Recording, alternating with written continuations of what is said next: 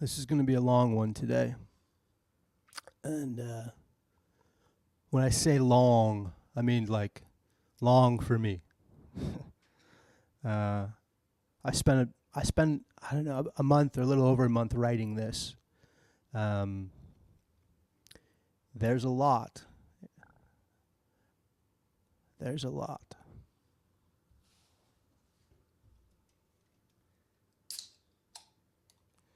First caffeine of the day. It's 5:08 a.m. somewhere in southeast Wisconsin. From a basement to you.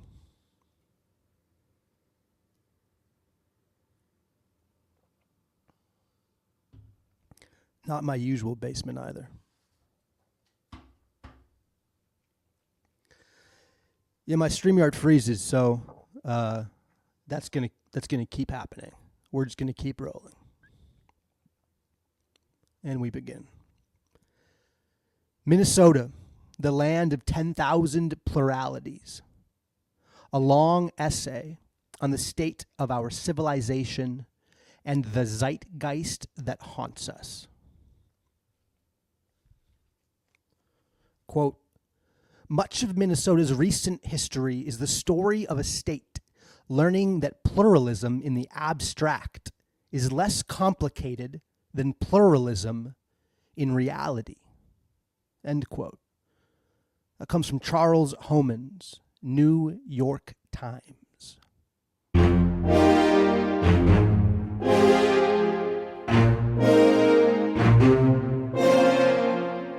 Quote, one of the most significant changes that has taken place in the past half century has been the vast increase in ethnic and religious diversity that has been fostered by new immigration policies.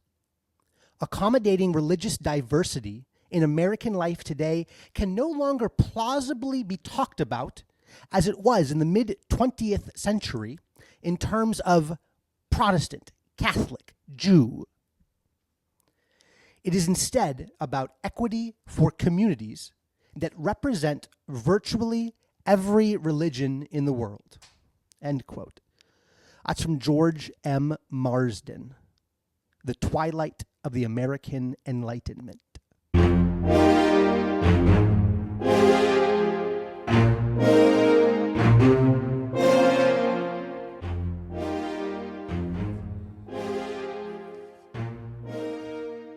Quote, the whole world knows what's happening in Minnesota.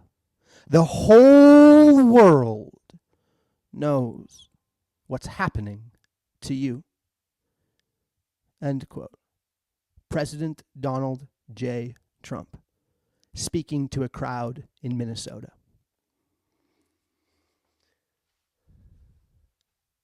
There are comments made about many of the topics in the discourse throughout this piece. You will probably be unsatisfied. I can save you time by telling you that I don't take a side. I also do not shrug my shoulders and end in ambiguity. Although you can be the judge of that. The last trigger I should take note of is that I follow the way. If you're looking for writing on this topic that attempts to remove itself from any sort of religious sphere, if that's even possible, this ain't it. Thank you. And without further ado,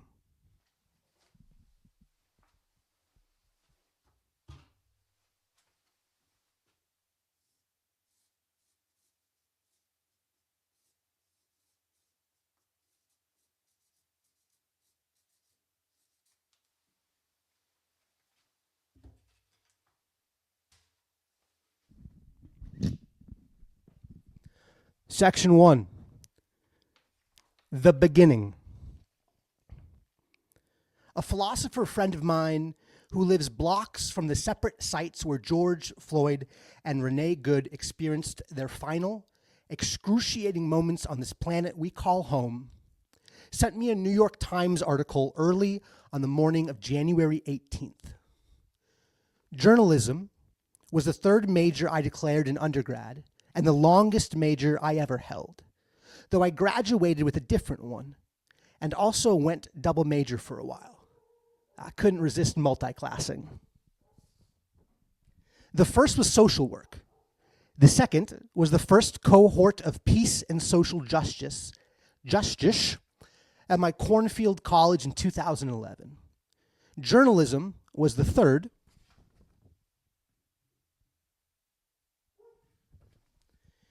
International journalism, as well as media arts and game design, double major, those were the fourth. Then I dropped out, lived at a summer camp, followed by moving to Illinois to work in a church plant that met in a brewery and that also didn't have any money to pay me. So eventually I came back to Wisconsin and once again majored in journalism. This time while living out of my car / couch surfing and attempting to finish my undergrad. Then I got hired at a megachurch and dropped out a second time. Then I stopped believing in God and moved to Los Angeles. Eventually, I came back to Wisconsin, re-enrolled in a different college, and finished undergrad with a degree of JAMS, J-A-M-S, and that stands for Journalism, Advertising and PR, and Media Studies. I had an emphasis in advertising and a further emphasis in copywriting. There must have been a minor, but I'd have to find that expensive paper, and I don't know. I took quite a few philosophy classes, so I really can't remember if I minored in that or if they let me get away with that one. My memory ain't great these days. My memory, which shouldn't be trusted, tells me that my very first day of classes in the journalism department went something like this. Journalism is dead. The 24/7 news cycle killed it. It's my job to teach you how to write things that won't be read. It'll be your job to post things on social media. It's not much of a surprise that I dropped out. The first of twice. Before I ever had the opportunity to apply to become a seeker of truth in a local newsroom. And that's, like, if I think about my college time, that's really what I wanted to do. Like, I wanted to seek truth. I wanted to find the truth. And that's how I viewed journalism. I viewed journalism as like a trade that you would like go out into the streets and talk to people and try to like come closer to truth and try to like write it down and then edit it and like find a way to give people as much access to truth as you're capable of. Like, that's what I was after. But like it's kind of what's the word? It's kind of passé to talk about journalism that way because like everybody knows that's not what it is anymore. My professor's advice about writing things that won't be read and posting things on social media, it's incredibly useful for what I'm doing now. Which of course brings us to today's seeker of truth in a national newsroom. The Times article is titled, quote, "Trump's fight with Minnesota is about more than immigration," end quote. The article is unsurprisingly preoccupied with Trump and walls. Walls. Even after admitting that something more is going on. Thankfully, though the imaginal living room is set up for a boxing match, the author has left the basement door open, which is where we'll spend the next number of minutes, quite a few minutes, rummaging around. This article, which you have found yourself inside of, written by a once-studied seeker of truth. Let's take that again. Written by a once-studied seeker of truth, turned double dropout, now at patterned by design is about the more than part. Living rooms are for bodies and discourse. Basements are for double dropouts and trash. One man's trash is. Give me one brief moment to check audio levels. StreamYard's been doing this thing where it like mutes me unsuspectingly, or at least I don't suspect it. No, I think we're good.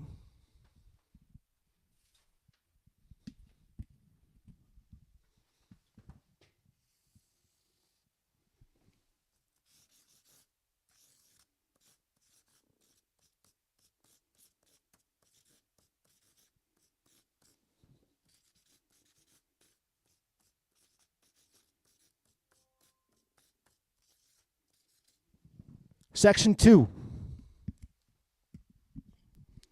More than immigration.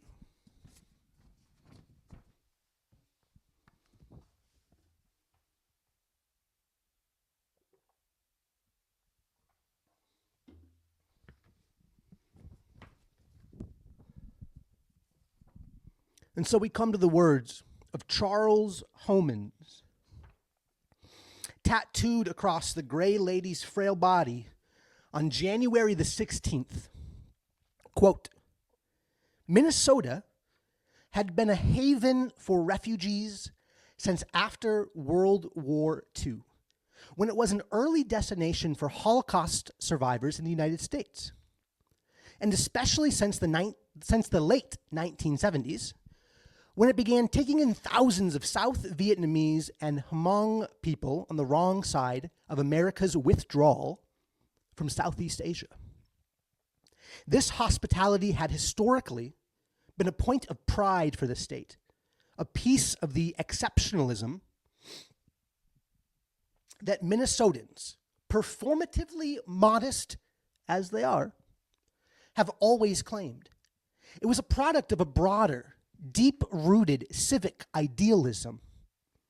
The state's preponderance of religious charities, community-level nonprofit organizations, and in particular, its Nordic-style social safety net, among the most generous in the country. End quote. The Somalis followed about a decade and a half later, coming from a state in utter chaos. Also a state caught up in the drama of the Cold War, as the Somalian government took steps away from Russia and into the arms of Libertas. A picture of a map is all you need to see the key strategic value of Somalia's coast. You see it there? Yep. Somalia, look at that. See? There's the Gulf. Yeah. Somalia.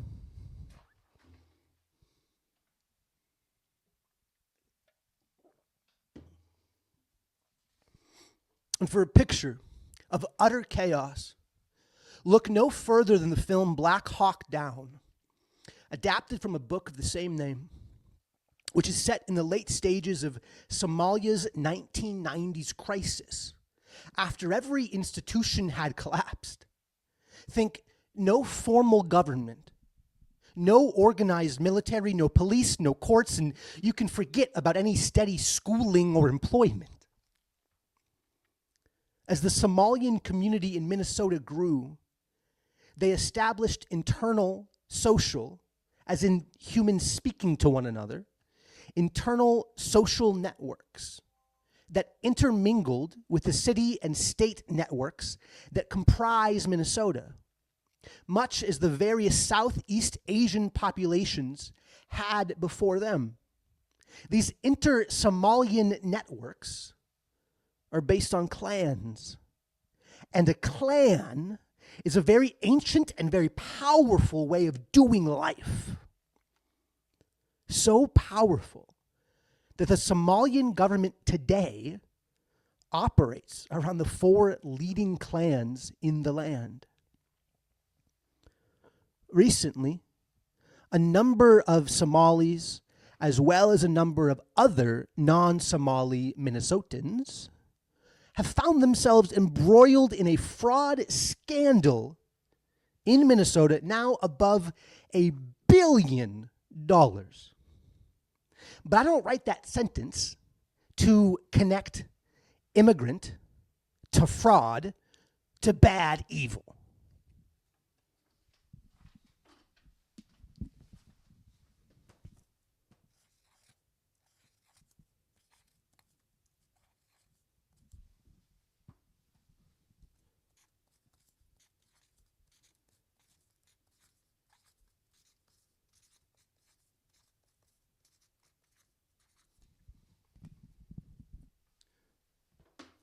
Section 2.5, frauds and ends.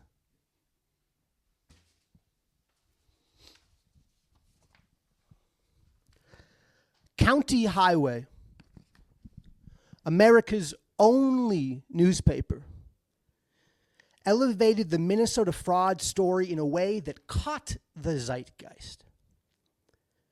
We'll need to flip from the curves of the gray lady over to the dotted lines of the highway, with Armin Rosen behind the wheel as we zoom past 5 important detours. So I'm just going to say quote once.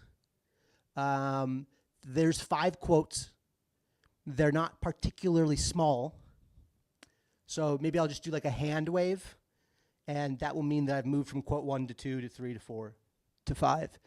If you're listening, which you can now listen on Spotify, it's a podcast. I can't figure out Apple. I don't know. There'll be a. Should I make a noise? Should I do like a whoop, or like a? How do you steer a car? Like a. I'll do a. Yeah, that'll mean that we're swerving to the next quote. Okay. You know what? Let's get some water.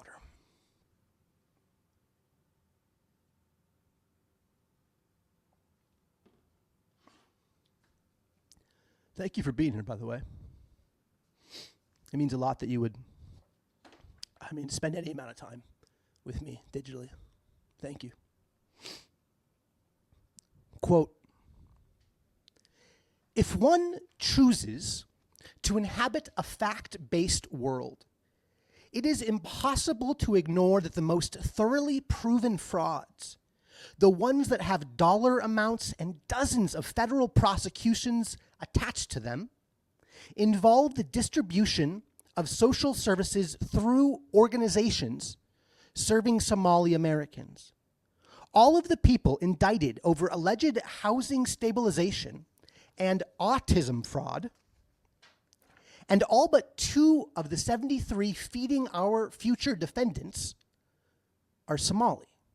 Statewide, Somali children are 7 times likelier than their non-Somali counterparts to receive autism treatment, suggesting that Somalis either have far better access to a specialized medical service than the average Minnesotan, or that Somali operators are illegally billing a large volume of phantom services to the state.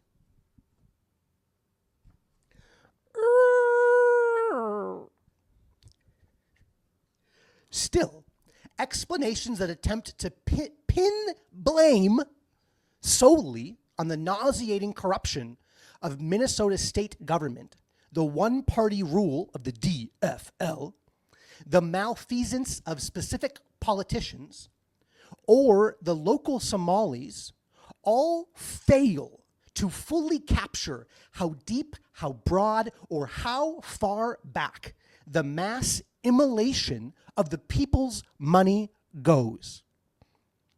Picking on the Somalis tends to obscure as much as it reveals. American urban history is a grand pageant of ethnic mafias.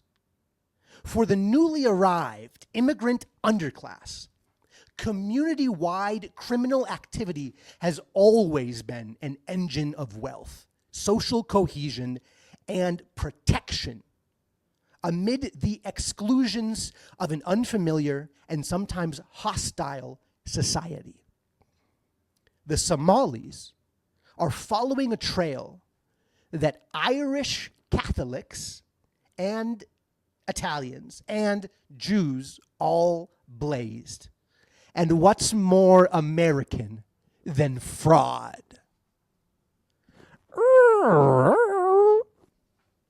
Is it true enough? It is. It is true enough that the Somali fraudsters are only taking advantage of an existing, badly decaying system that they didn't create.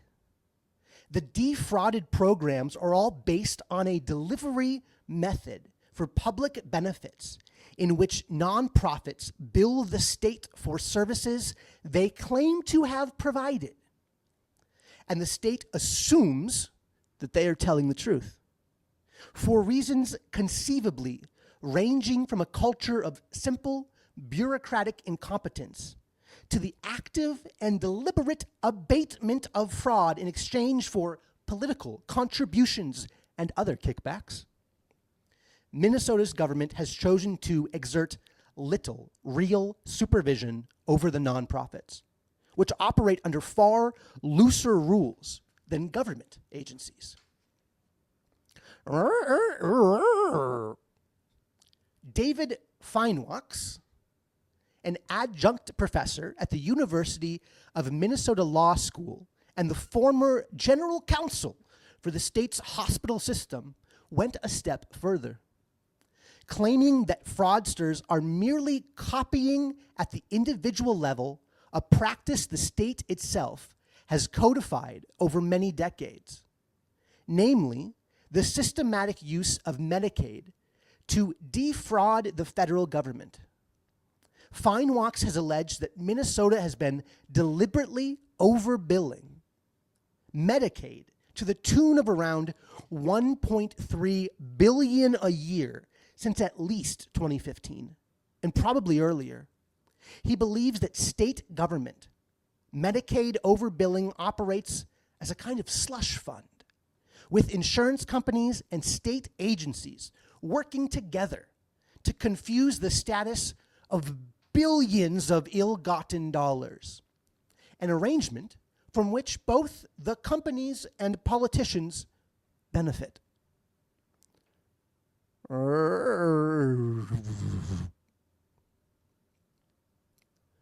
Collective looting of the public coffers is now the state's solution to the American puzzle of how we all should live together. End quote.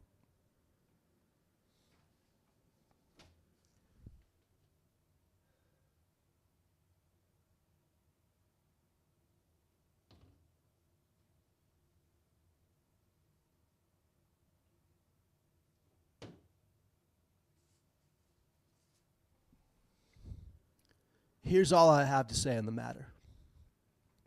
Can you blame them?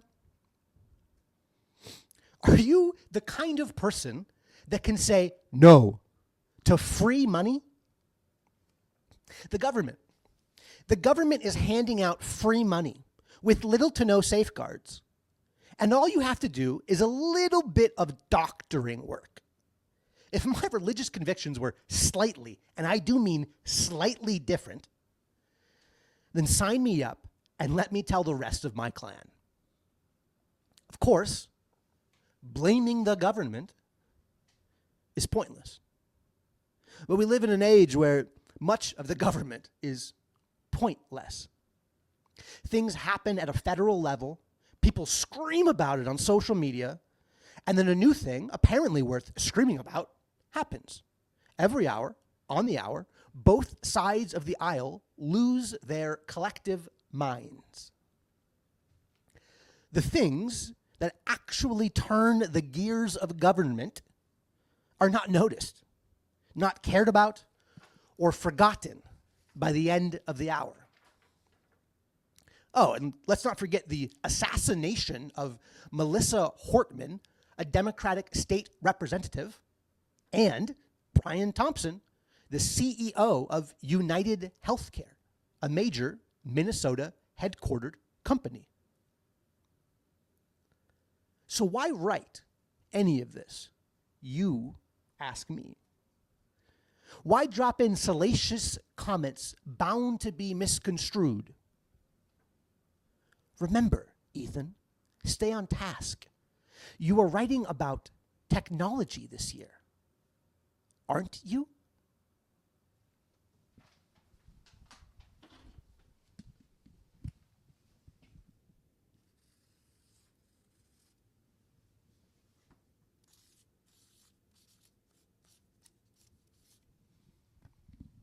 Section 2, more than immigration, continued. I write all this to say something is happening in Minnesota, but no one knows what that something is.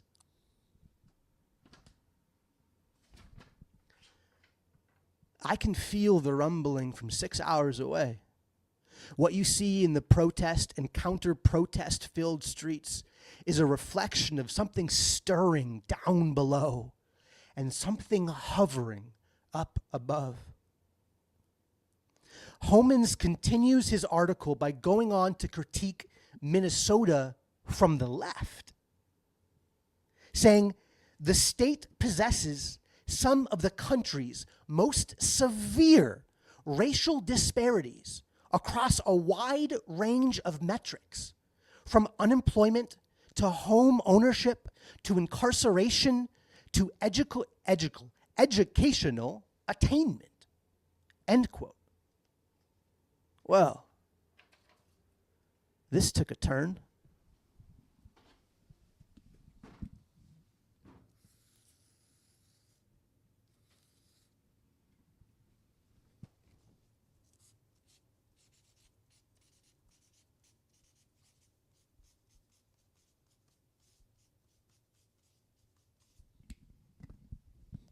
Section 3, twinning the cities.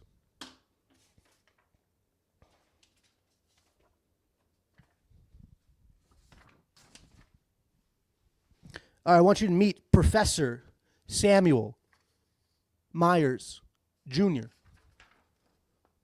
There he is. Look at that guy. Professor Samuel Myers, Jr.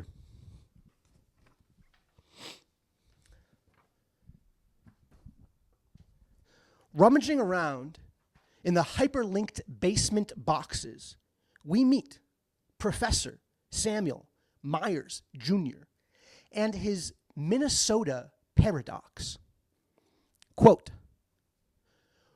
well-off white people living in neighborhoods surrounded by other well-off white people could afford to subsidize a generous welfare state and were mostly insulated from its failings when they were aware of them at all.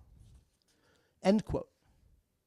Meanwhile, quote, African Americans are worse off in Minnesota than they are in virtually every other state in the nation. End quote. Myers Jr.'s Minnesota paradox is worth looking at further, especially through the lens of modern technology. Quote, historic black neighborhoods were destroyed after World War II to make way for Interstate 94, connecting Minneapolis and St. Paul.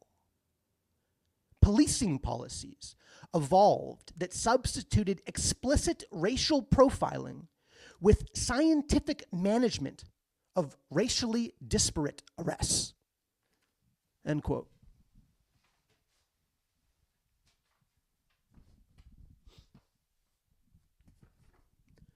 Highways ate the homes. The computer caught the crooks. Modernity rumbles towards Minneapolis with a slouched back of concrete and arched eyebrows of razored glass. According to Myers Jr., there is a lesson at the end of the paradox regarding the state of Minnesota post George Floyd. Quote, the alternative explanation, similar to findings in a recently published retrospective on the 1967 to 1968 riots in the Russell Sage Foundation Journal of the Social Sciences, is that defeated and oppressed people who have nothing to lose will often join in the melee of destruction and violence regardless of how the civil disorders originated. The lesson that Minnesota leaders must learn is that until and unless we acknowledge and remedy the internal roots of the racial disparities in our midst, we run the risk of future disorders. The violence, looting, and senseless destruction has meaning to African American residents because it elicits the rage and anger that has been building up within us for decades. End quote.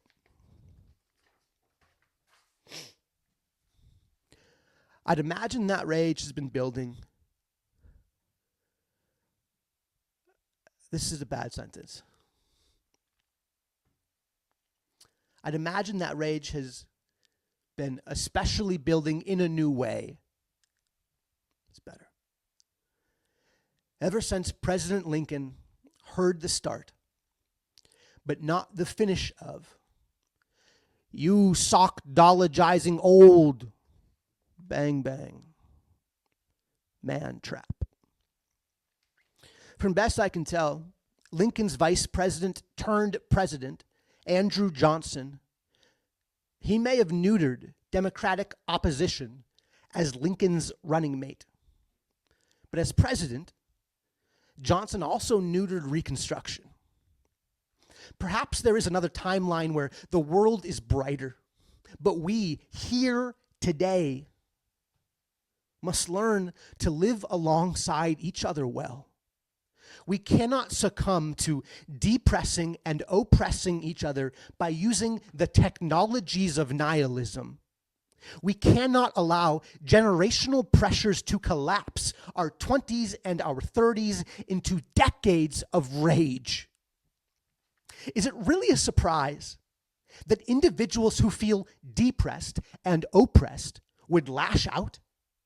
Is it really a surprise that people from depressive and oppressive nations join in the swindle of fraud and fake business, regardless of how the government-funded programs originated? As a man who hunts in the American Midwest, I know what happens when you back an animal into a corner. There are brass tacks to years of shooting guns and taking the lives of countless waterfowl and woodland creatures. I also know the feeling of lowering your gun and just marveling at the creature who has won today's fight with beauty, swooning away to live another day.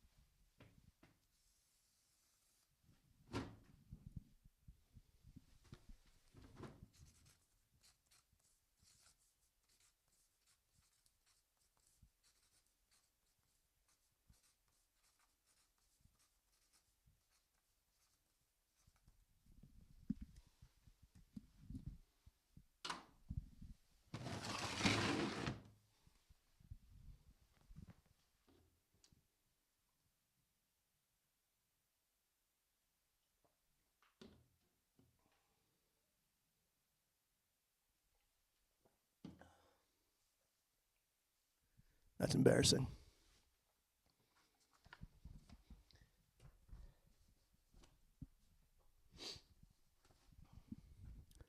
Section 4. Who are we again?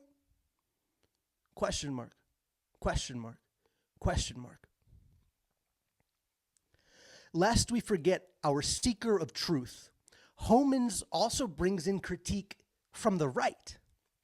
Quote, if diversity seems antithetical to the liberal dream of a welfare state that effectively serves its citizens, the right asks, then why are liberals so hung up on diversity? And if the sort of self-satisfied liberalism that Minnesotans are famous for hasn't served the people of color that those liberals are so concerned about, then what is the point of it exactly? End quote.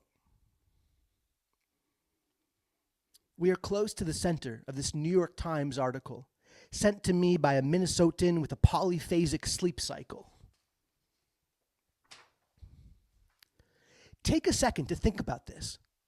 This New York Times piece is pulling on Minnesota from two directions, as if the very ground of Minnesota is at fault, as if there is blood long seeped into soil, crying out. How strange is that? Quote, listen, your sibling's blood cries out to me from the soil, and so cursed shall you be by the soil that gaped with its mouth to take your brother's blood from your hand. End quote. Unknown scribe, lost to time. We need to keep up our rummaging, and the box before us, scribble labeled with Sharpie, reads, Political Science. Meet Daniel Elazar. Oh, it's frozen. I can't show you his picture. Okay, well, I'll leave his picture out. When this unfreezes, like it always does, I will show you the picture of Daniel Elazar. But we can't wait for it to unfreeze, because there's work to be done.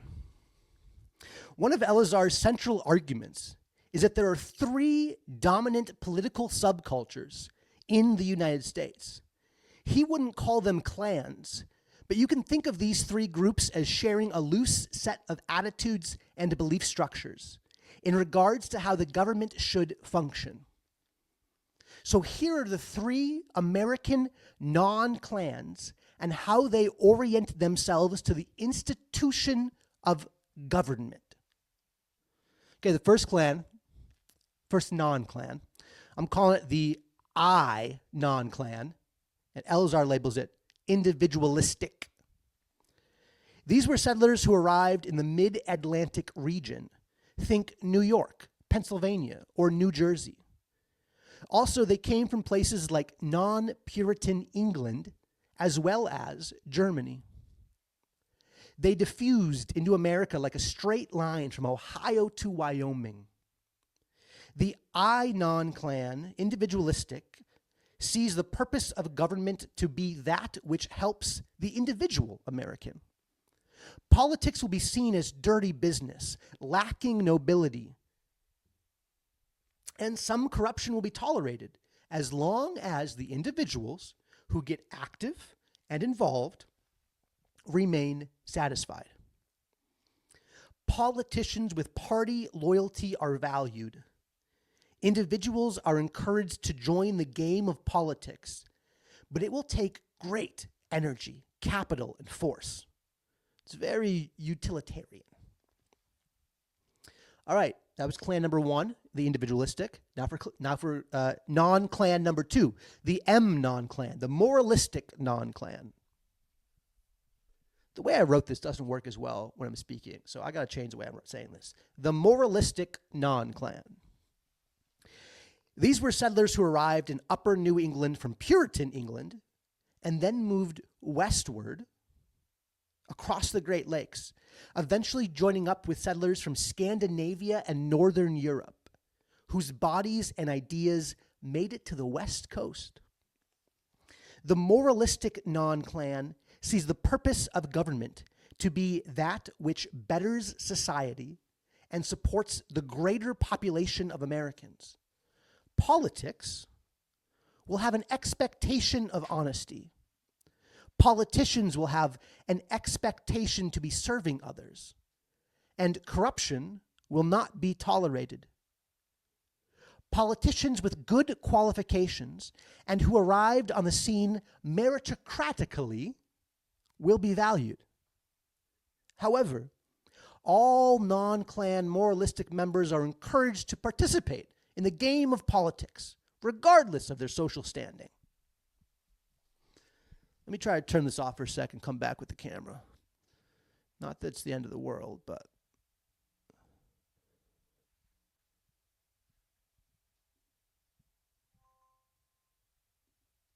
Ha ha ha. Okay. Daniel Elazar, as promised. There he is. Look at him. Daniel Elazar. All right, so we had the individualistic non-clan, we had the moralistic non-clan, and now for the traditionalistic non-clan. Non-clan's my word, not Elazar's. So if you think it's a weird word, it's because it's mine, not the professional political scientist. The traditionalistic non-clan. According to Elazar, they were the most recent to develop. They arose in the southern USA before spreading westward, while the individualistic non-clan pursued corporations and industry. The traditionalistic non-clan continued on with slavery for a time. They see the purpose of government as conserving the standing social order. Politics is seen as a game for elites, while the moralistic non-clan encourages all members to join in the game of politics. The traditionalistic non-clan limits who can play and reserves the spots in the game for those who have privilege. I think the individualistic non-clan, you would have to have capital in order to play. So you need capital to play the game of politics. Everybody can play the game of politics. I'm frozen again, so you can't see my hands moving. So 1, you need capital. 2, everybody plays. 3, only the elites play. All right, so the main critique of Elazar's theory is that new non-clans were supposed to spring up across time as different waves of immigration brought in new populations from diverse places. It's possible that with new technologies of travel, populations and individuals are now always on the move.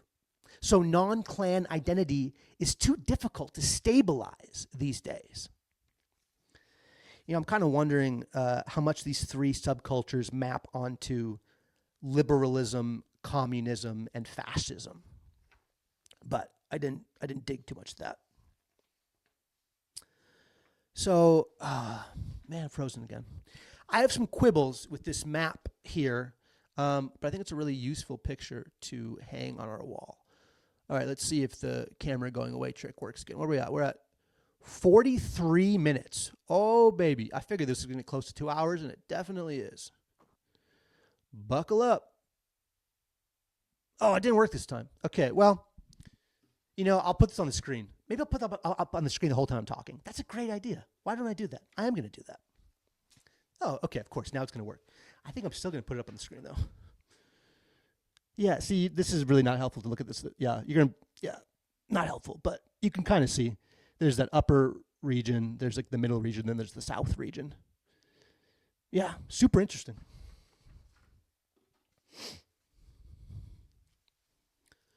Minnesota is part of the moralistic non-clan, the everybody gets to play non-clan. You can hear it in the spoken words of Tim Walz, which reach us through the written words of Charles Homans, our New York Times writer that we've been following. And yeah, this is more clear in the writing. Maybe I should have said this more explicitly.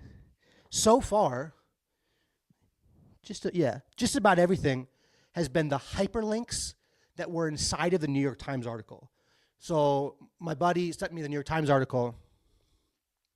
Also, my buddy who sent that New York Times article does not like the piece I wrote, just to clarify. We're still buddies. But yeah, I should probably say that. That's probably only fair. Yeah, he has some interesting critiques, but I don't think I should share his critiques. Yeah, I think that's kind of his business. If he wants to share them, then maybe he'll appear in the comments, that kind of a thing. But yeah, everything, all these papers are on the floor here in front of me. These were the hyperlinks from that New York Times article that I dug through them all. I read everything and then tried to write a larger piece. And then I found new pathways after that. So, here we go. Yeah, okay. Minnesota is part of the moralistic non-clan. You can hear it in the spoken words of Tim Walz, which reach us through the written words of Charles Homans. Back to the New York Times article. And here we go. Quote, Walz, addressing the specters of extremism and political violence in the 2024 campaign, often fell back on a well-worn phrase from his gubernatorial candidacy. This is not who we are. But who are we, then?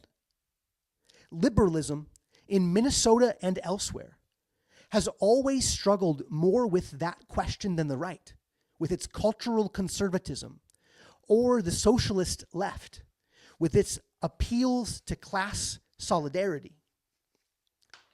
Walz's predecessor's response, this is Minnesota, is not quite a complete answer. Much of Minnesota's recent history is the story of a state learning that pluralism in the abstract is less complicated than pluralism in reality. End quote. We are Minnesota, or we are Mukwonago, or we are America. It just starts to mean less and less as the people who settle on the soil bring with them a foreign identity. America was once known as a melting pot, capable of fusing multiple identities into a single, e pluribus unum. What happened to that meme? It seems to have been buried in the rubble of the Great War.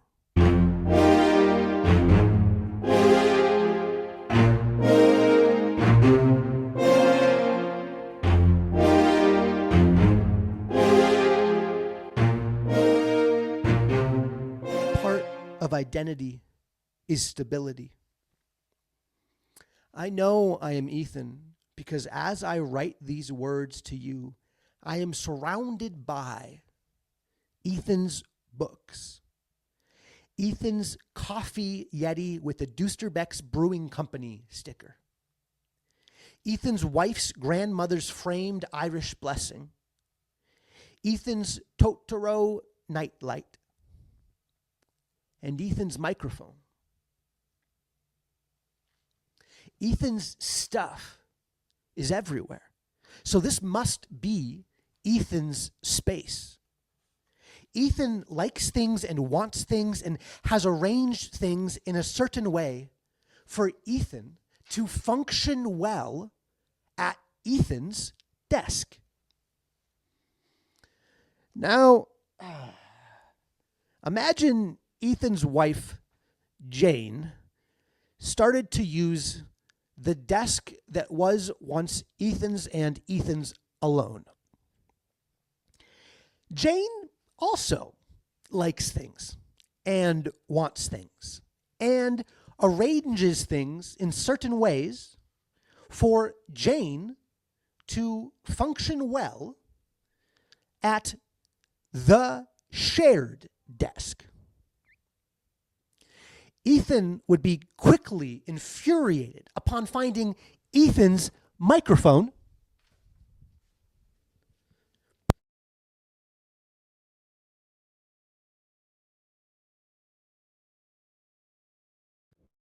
see there, it did it. It muted me.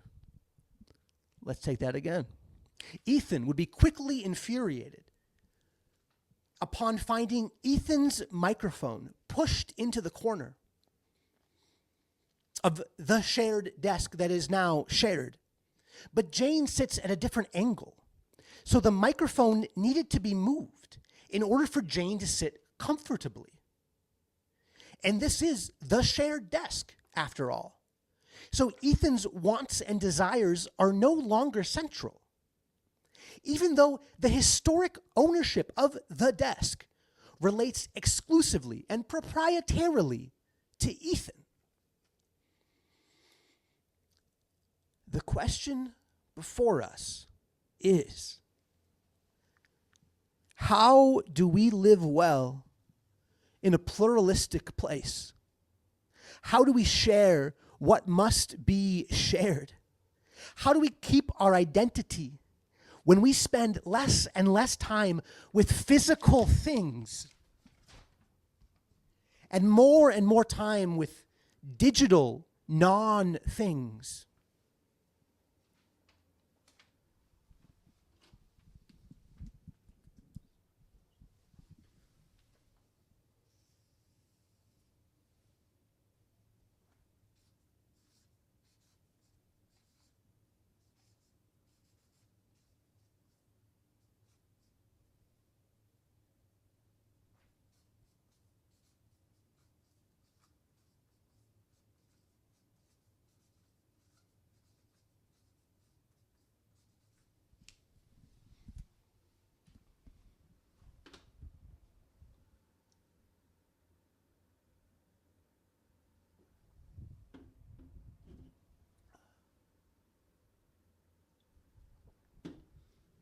That's a good shot. Section 5. Das Zwei-Kaiser-Problem. Or the problem of two emperors. Or the problem of competing narratives. Imagine Ethan's father, James, also used the shared desk. Imagine you had the supreme opportunity to speak with Ethan, Jane, and James all in one day. Now imagine Ethan told you of the wonders and creativity that his organized desk allowed for, followed by Jane telling you how chaotic the desk is and the necessity of cleaning up her desk every time she needs to use it just to better study pelvic floor therapy. Followed by James telling you how he doesn't really even know what's at the desk, but it's a pretty quiet place to take a nap. You might have difficulty imagining what the desk actually looks like. You might even think you were speaking with a group of liars. Probably wasn't my best metaphor. You probably could imagine the desk now that I say it. I just didn't want to do the elephant one. I feel like the elephant one's really overplayed. So yeah, I like the old metaphors, but it's 2026, folks. We need some new metaphors. This is the Rashomon effect, named after Akira Kurosawa's 1950 film masterpiece, Rashomon. Parenthetical. Kurosawa's Hidden Fortress is also one of my favorites and one of the primary influences of Star Wars. You can see how George Lucas watched bumbling peasants and translated their characters into C-3PO and R2-D2. I pray my bumbling becomes worthy of at least minimal utility. Bumble and stumble, here we go. The Rashomon effect isn't solvable. You don't get to pick Ethan's or Jane's or James's story as the true story. All three perspectives embedded in their narratives of the shared desk are true. They all reveal different aspects and functions of the space that has been formed into a desk. Now, imagine you've never heard of the Rashomon effect. Imagine you could barricade yourself with only one story, one perspective, one truth. Imagine how comforting that would be. How simple and quiet and padded and honestly kind of lovely that would be.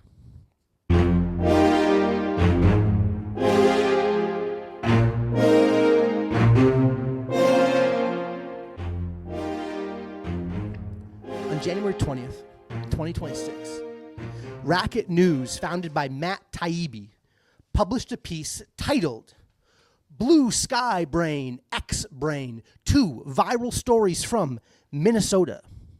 Taibbi details how the echo chambers that many of us exist in allow for two entire narrative worlds to simultaneously exist. 2 days earlier, on Sunday, January 18th, quote, ICE protesters burst into the city's church in St. Paul, Minnesota. End quote. That same day, quote, a 57-year-old Hmong American named Chong Li Tao was led by ICE agents onto a snowy street in boxers and Crocs, end quote. The church protest story went viral on X and generated minimal traffic on Blue Sky. The story about Chong Li Tao went viral on Blue Sky and generated minimal traffic on X. Taibbi's piece ends with the unsolvability of the Rashomon effect.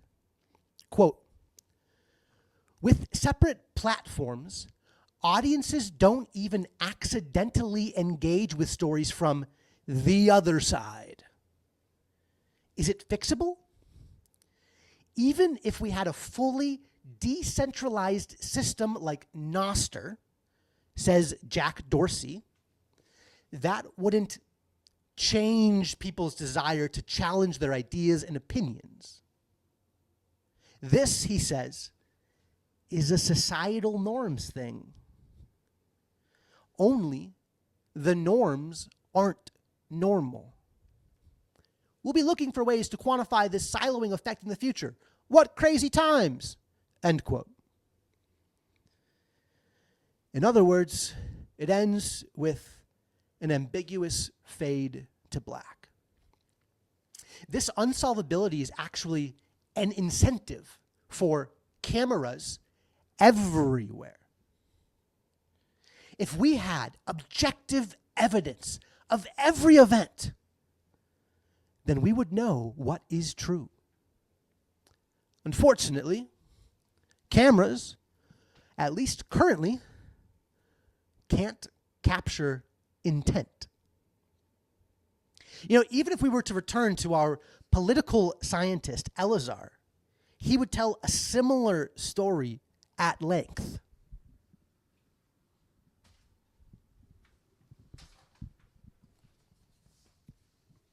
Yeah, I'm going to say quote once, and I'll just do like a do, because there's I don't know, there's a lot of quotes here, so there's going to be a lot of do's. Elazar brings some really insightful and valuable things into this argument I'll soon be making. Quote, the United States as a whole shares a general political culture that is rooted in two contrasting conceptions of the American political order, both of which can be traced back to the earliest settlement of the country. In the first, the political order is conceived as a marketplace in which the primary public relationships are products of bargaining among individuals and groups, acting out of self-interest, and the primary public good is to keep the peace. In the second, the political order is conceived to be a commonwealth, a political society in which the whole people have an undivided interest, in which the citizens cooperate in an effort to create and maintain the best government in order to implement certain shared moral principles. 2. The Commonwealth is animated by a vision of the proper political order yet to be attained, but that is in the process of being built upon existing foundations, and maintains its strength only by maintaining the vitality of that vision. The marketplace, on the other hand, is animated by a desire to keep the peace through a balance of interests without any necessary commitments other than the preservation of the marketplace itself. 2. These two conceptions have exercised an influence on government and politics throughout American history, sometimes in conflict and sometimes by complementing one another. They are so intertwined as to be practically inseparable in any particular case or situation, with marketplace notions contributing to shaping the vision of commonwealth and commonwealth ideals, often being given a preferred position in the marketplace. Let me say that again. The marketplace notions contribute to shape the vision of commonwealth, and commonwealth ideals often get a preferred position in the marketplace. The two contrasting things that sometimes compete are intertwined. Returning to the quote, the political cultures of certain states are more oriented toward the marketplace, and those of certain others, including and especially Minnesota, more oriented toward one or another vision of commonwealth. End quote. Okay, so there are more quotes, but I want to highlight this. So like, Elazar has like multiple frameworks here, right? Because there's the individualistic, the moralistic, and the traditionalistic. And those are like these belief systems of that like immigrants brought with them and then kind of became sort of political belief systems. So Minnesota is moralistic. But then he also has these two things where it's like the Commonwealth and the market, the Commonwealth and the marketplace. And Minnesota is going to lean more towards the Commonwealth. So I just want to highlight how these frameworks like sit on top of each other, and like if you try to view Minnesota through one single lens, you can do that, but it's just not going to be the whole picture. You know, at any time you're listening to somebody that like it just repeats themselves again and again and again, like it's not wrong, but they just have one lens. And like, I don't know, I think part of the task of being human is to figure out how can you craft the tools that allow you to like slot on a headpiece. Like when you go to the eye doctor, we have like, you know, 6 lenses in a row, and you can kind of pick what, like, you know, you can choose which one you're putting on. But yeah, that's a conversation for another time. Quote, Minnesota has embraced social reform movements more frequently than most states. But there again, the dissatisfactions that have led to the expression of the demand for social change as a demand for political change are rarely those that arise from popular disgust with the political system as structured, but those that arise from a belief that the system is being perverted internally or threatened by external forces seeking to alter its essential ends. In such cases, there tend to be temporary uprisings designed to gain satisfaction on specific issues, rather than attempts to change the structure of the system.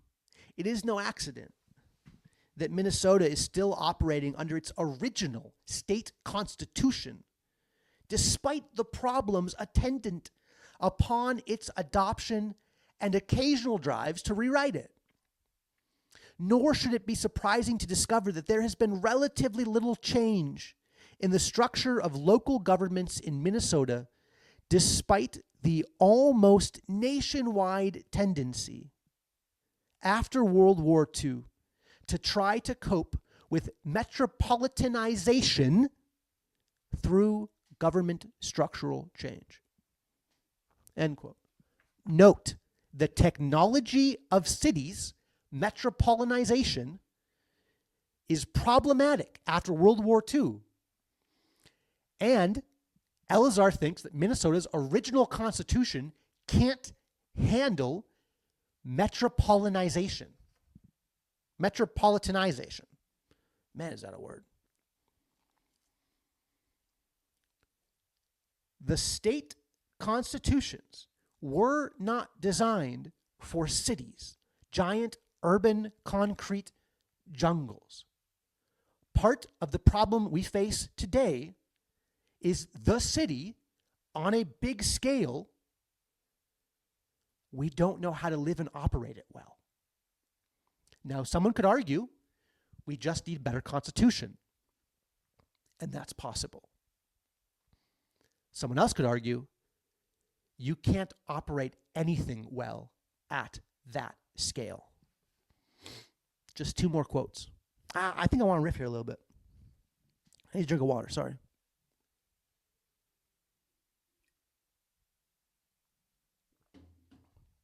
Now, we build things at city scale. We even build things at global scales. We have multinational corporations. So to say you can't operate it well, it's not entirely fair, because there's Coca-Cola in coolers all across the globe. That operates well. But then, what do you mean by well? Do you mean that Coca-Cola operates in a way that gets Coca-Cola into coolers across the globe? If that is your definition of well, then the answer is yes. If your definition of well is, does Coca-Cola bring flourishing to the places that it puts Coca-Cola into coolers, the answer is no, because Coca-Cola is full of sugar and it will kill you. Surely you will die. If all you drink is Coca-Cola, all you eat is Doritos, all you eat is Skittles, surely you will die. You're on a path of death.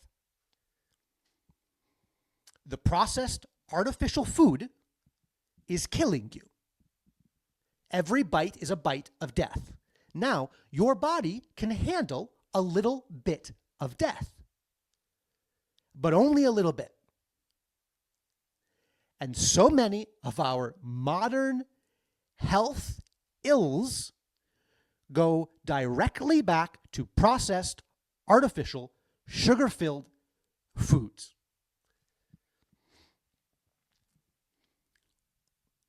The other thing I want to say about operating at scales that are above the local, because a city is no longer local.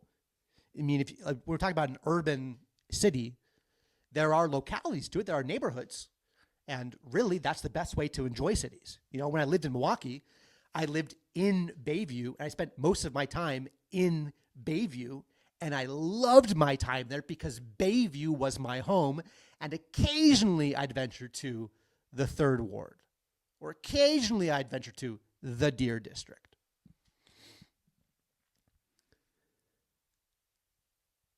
I think one of the things that happens when you have something that is at such a large scale, when they become kind of global institutions, is no one's in control of the thing. No one can have all the answers. And if no one has all the answers, that means it's honestly, I would say it's easy. It's not easy, but it's easier to manipulate. And this is where we talk about Jeffrey Epstein for a brief moment. Man, this is not planned. This is, okay. So if Jeffrey Epstein, tried to do what he was doing in my locality, we'd throw him out and worse. Like, what Jeffrey Epstein did is not possible at the level of the local. Now, certainly, there are terrible things that happen at the level of the local, but those things are generally swiftly dealt with. Not always, but generally. When you talk about a global institution and a global network of institutions, a man like Jeffrey Epstein and his accomplices they could just walk right in the cracks of those giant things because no one's in control. No one has all the answers. So you can just email someone and say, hey, I need this, This guy over here at this institution told me, here's his signature, and people will just give you things because that's how corporate works. Like, you're so busy in a corporate world that you don't necessarily have time to vet everybody. It still operates on trust. Yeah, sure, there's firewalls and whatnot in place. But it's way easier, surprisingly, it's way easier to do bad at a larger scale in a larger institution than it is to do bad in a smaller scale in a local institution. My point is, I am in the camp that if we want to do good in the world, we have to do it at a local level. I am doubling down on my local community. Hopefully, by the end of next month, March, I will be able to say, I am an Anglican. When I first came on the internet, I'm thinking of the end of my rando with Christian Baxter. I arrogantly, foolishly said something like, yeah, I don't know if I'll ever pick a denomination. I'm just going to stay metagelical forever. You can try. You can try to not become particular. But at a certain point, life requires you to engage with the particular if you want to get anything done. If you want to just spin your wheels, then sure, stay in the general. And granted, I spent 8 years in the general. Spent 8 years in exile. But eventually I needed to come home. And I wasn't going to come home on my own, so God had to get a hold of me. And now I'm home. Quote, political culture should not be confused with political ideology. In terms of the American political debate, states of any of the three political subcultures, non-clans, can be either conservative or liberal or some mixture of both. Utah, for example, is as moralistic a state as Minnesota, but is generally considered extremely conservative. Minnesota, on the other hand, has a reputation as being very liberal. Demographically, Minnesota has an extraordinarily small non-white population. According to the 1980 census, 96.7% of Minnesota's population were Caucasian, 1.3% Black, 0.9% Native American, and another 0.9% of Asian or Hispanic background. End quote, kind of. Remember, 1980 census. So this is older. And somewhere I said that, I don't know where it is, like the 1990s, I think I said. Hello again. The 1990s was when the Somalis came. Before them, there were a few different Southeast Asian immigration waves from the Vietnam area. So this is 1980. This is before sort of some of the big immigration waves that came to Minnesota. Okay, returning to the quote. Quote, while these groups have been given an extensive amount of attention in Minnesota public policy since the civil rights revolution of the 1950s, they represent too small a proportion of the population to have an impact on the state's political culture. Rather, they are assimilated into the overall moralistic environment, or they leave. End quote. Okay, one of the things we see in this quote here from 1980 is that e pluribus unum seems to still be working, because people that come into Minnesota are assimilated into, this is Elazar saying, into the overall moralistic environment, aka the Minnesota culture, or they leave. Somewhere between 1980 and now, this assimilation thing stopped working. I mean, there's some level of it, but my wife and I lived in St. Paul for 3 months as we were traveling the U.S., and we both thought about how often in daily life we felt like we were coming up against other cultures in a way that I would end up feeling like I was being rude, and I wasn't sure how I could fix the problem. I wasn't trying to be rude, but there was just these cultures smashing against each other. That's the feeling I had of living in. We were in the city of St. Paul. We could walk to the downtown farmers market. It was winter. We didn't, but the downtown farmers market of St. Paul and that train station was I don't know, maybe a 5-minute drive. It's a 20-minute walk. Even when we went, we would walk, this is how we would walk from our little Airbnb to I don't remember which one it was, the YMCA that's near downtown, but it's up high in a hill. It's kind of across the street from this Asian grocery store, which had the wildest things. Oh my gosh. You go to an Asian grocery store and you're like, what are they selling here? So I had a lot of fun just buying stuff and being like, Jane, I don't know what this is, but I'm going to try cooking it. This flipping Discord just going off. I gotta get out of Discord. Let me do that right now. Give me 1 sec. Okay, we're still recording. Looks like there's audio.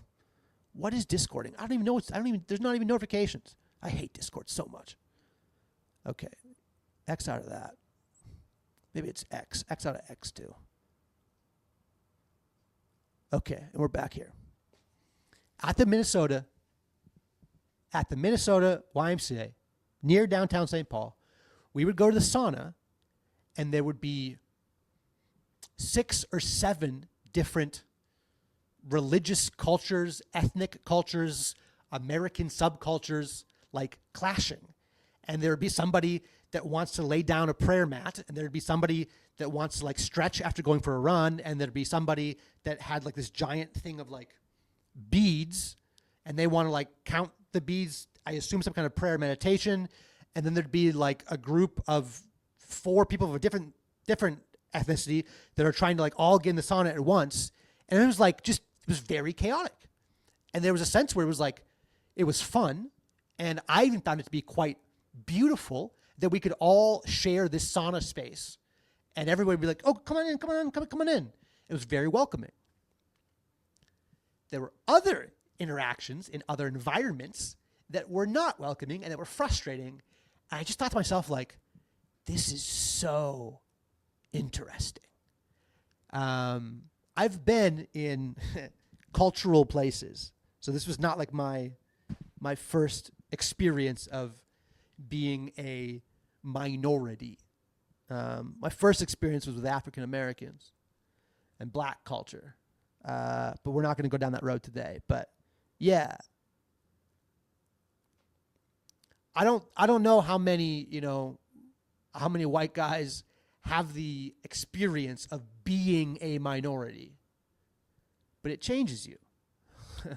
And it's a brief experience, and it's a temporary experience. And in some sense, it's like a simulated experience, because I'm a minority for these hours or for these days, but then I return to being a majority, a few days later.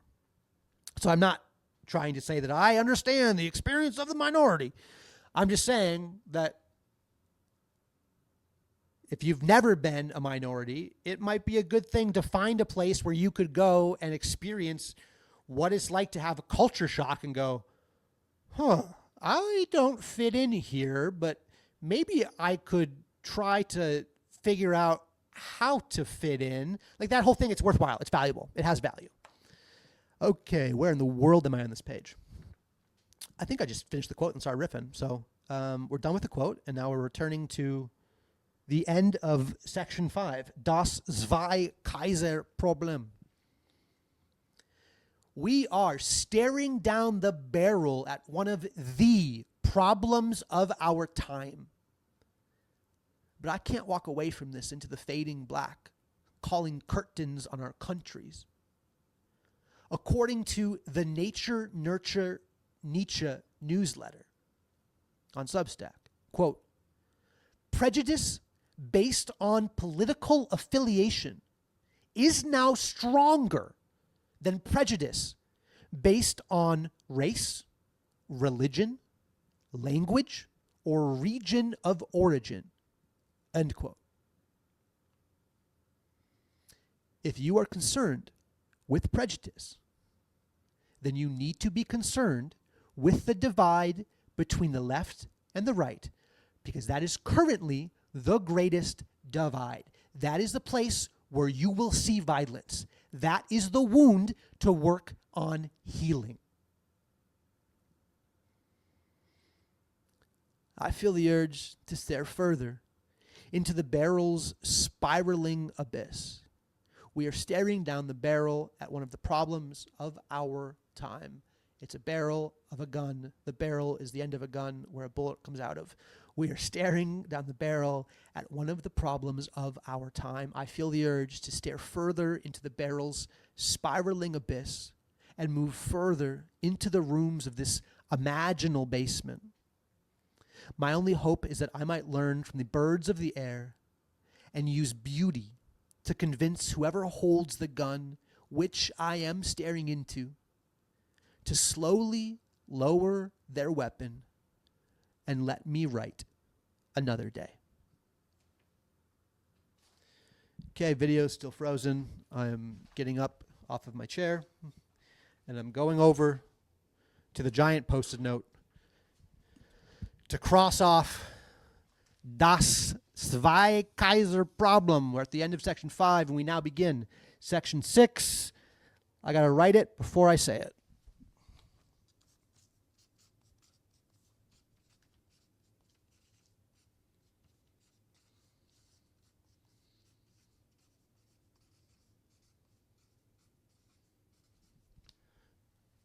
My friend in Minnesota who initiated this article, the writing of this article in me, he specifically called out this section. So, warning, some people don't like what I'm about to say next.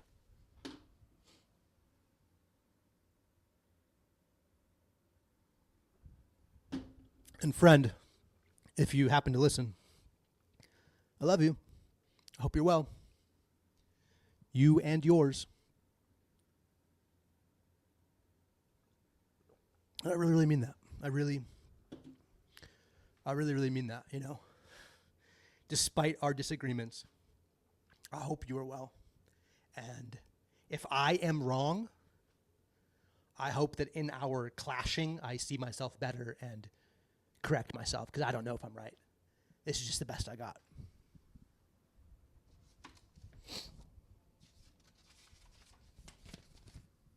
Section 6.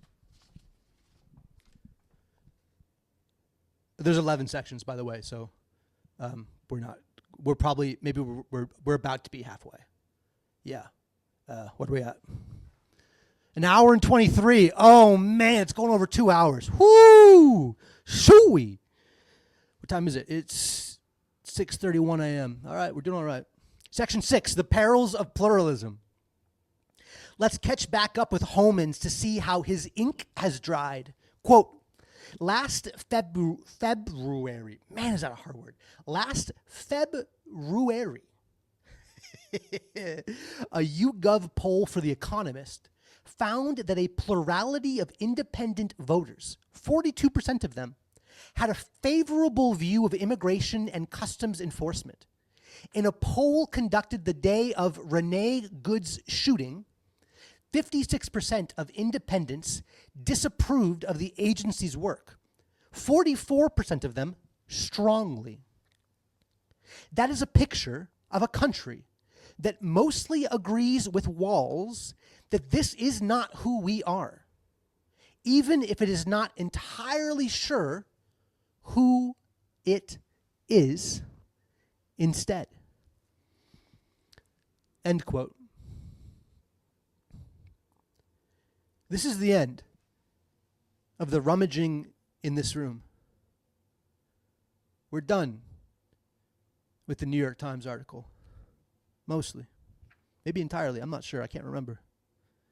This is the part where we realize there's a door to a storage room that was covered up by all the boxes we've just unpacked. Whatever's in this next room, whatever is in this next room has been long forgotten. The question before us, frozen in time like Ethan Marshall Caughey himself, is simple. How do we live well with one another in our pluralistic American empire in denial?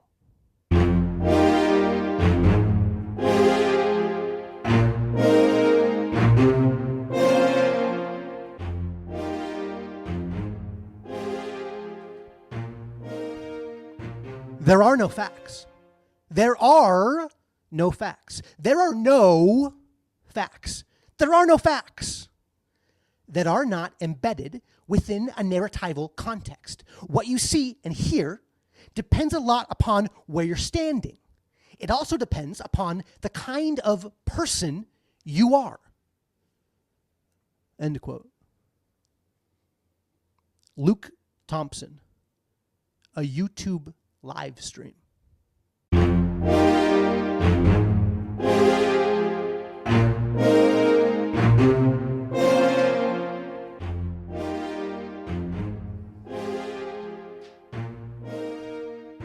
Quote, gegen den Positivismus, welcher bei dem Phänomen stehen bleibt. Es gibt nur Tatsachen. Würde ich sagen, nein, gerade Tatsachen gibt es nicht, nur Interpretationen. End quote. Friedrich Nietzsche, from Private Notebooks, written a few years before death. Now spoken to you in a terrible German accent that was sliding slightly towards Italian.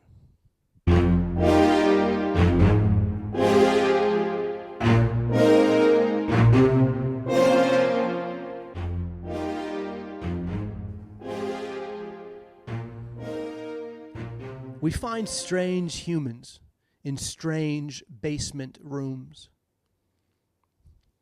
Meet Daniel Garner, a philosopher acquaintance of mine, becoming a friend though, who has a few ideas on pluralism and can be found in many places. All right, if this camera comes back on, I'll show you a picture. This camera thing's really, I'm cool with it because it's kind of fun because it like keeps throwing me. And that's like just like a fun thing to navigate. Well, it's fun for me because this ain't my first rodeo, but I would like to show you a picture because I got this great little picture that I snapshotted. We'll see if it clicks back in. All right, so Daniel L. Garner, O.G. Rose, one part of O.G. Rose, the other part being Daniel Garner's wife, who I don't think I know her name, but they're lovely. Garner claims there are three ways to deal with pluralism. 1, the economic. 2, the institutional. 3, the encounter. I'm not sure if Garner's read Elazar, or maybe they just both read Aristotle. That's usually how it goes. think I should say more about that.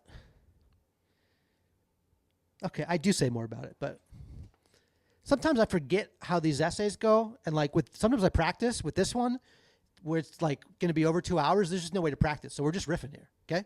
We're just riffing. I think I'd like to make a t-shirt. Just riffing. That'd be fun. I don't know what the image would be. Riff. I don't know. A rift. Just rifting, but it's just riffing. Yeah, I'm not sure. All right, let's talk about being a millennial for a second. Formative events. Go. 1. 9/11. Who was in the planes again? 2. Iraq war to stop Saddam's nuke. Actually, there was no nuke, and now that I think about it, I don't have a clue why there was a war.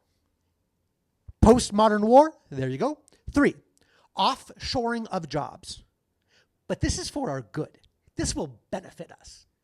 This is going to be well. 4. 2008 financial crisis. People went to jail, right? 5. Social media becomes the new normal. This is so much fun. My life is so much better. 6. Opioid crisis. People definitely went to jail this time.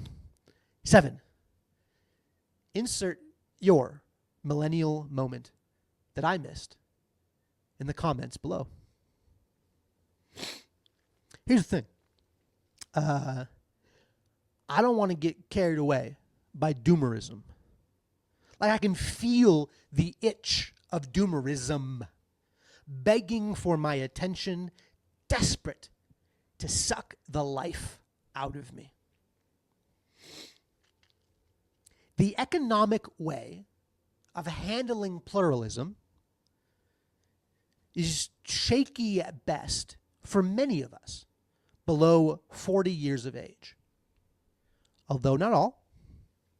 And the institutional way is not really in a better state, summed up in the meme of millennials being the first generation to do worse than their parents. That leaves the way of the encounter, which has been so utterly demonized, tribalized, polarized, and deprioritized as to feel next to impossible. You know, I'm currently in a good and happy place with life.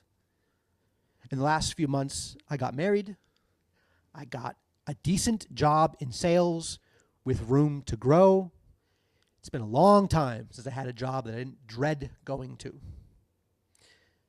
My wife and I found a church home, and we're more or less on track to buy a house, which is in large part because we spent a year to go traveling across the United States, and there was money that came in through Jane's job. I was unemployed and played too much Demon Souls.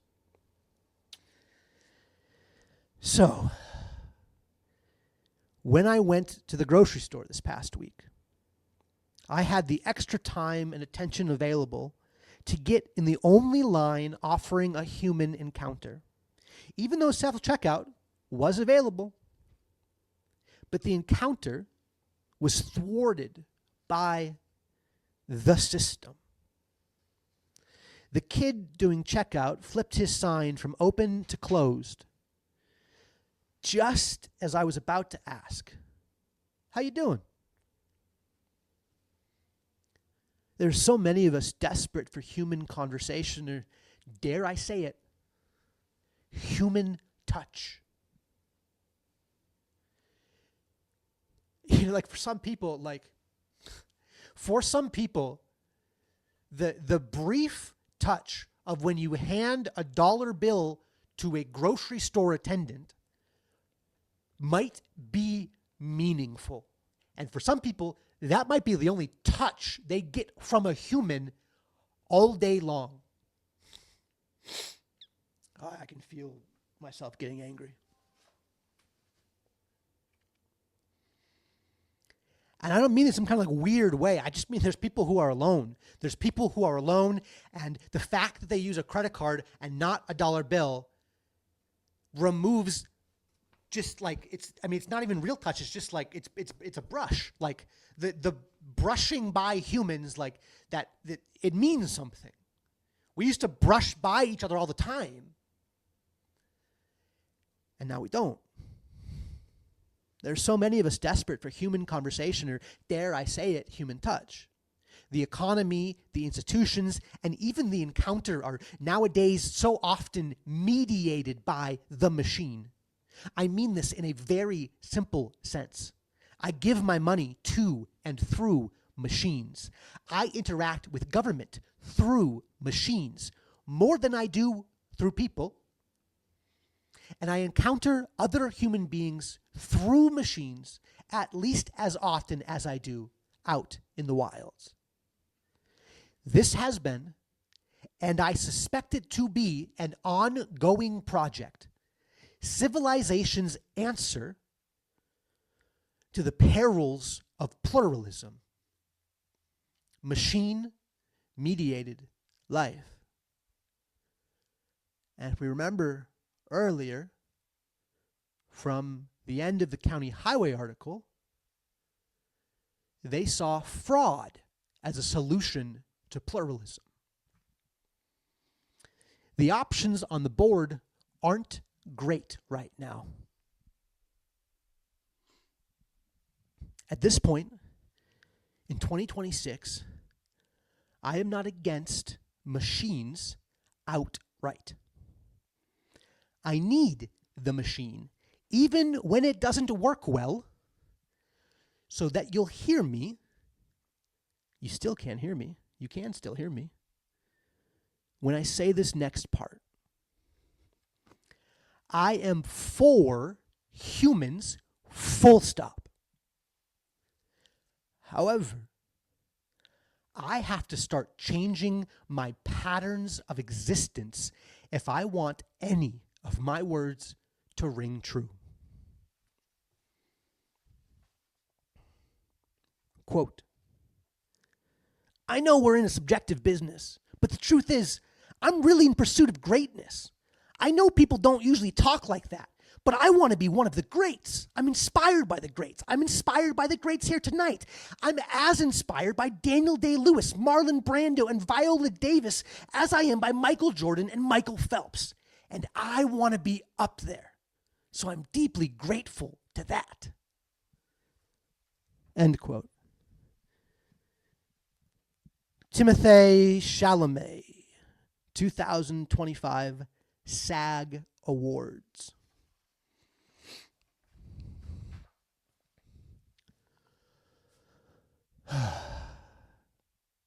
Since Chalamet is capable of stepping out from behind decades of false humility, maybe I am too. You know, I wrote this next line, and I really struggled with it. I wasn't sure if I was allowed to say it. And my wife and I, as we're saving for a house, we're living with my parents. And the same day or the day after, I'm not sure, I went to my mother and I said this line to her.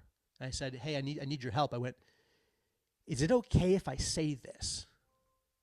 And she immediately responded and went, yeah, of course. So I don't know what it is in me that feels like I'm not allowed to say this. I don't totally understand that yet. But that's the context for this next line. Maybe I too can step out from behind false humility. I think that's the right way to phrase it.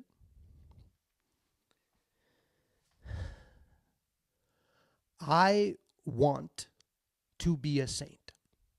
I want to be holy. I don't know how far along the way I'll make it during my time on earth. I don't even know how much time I have.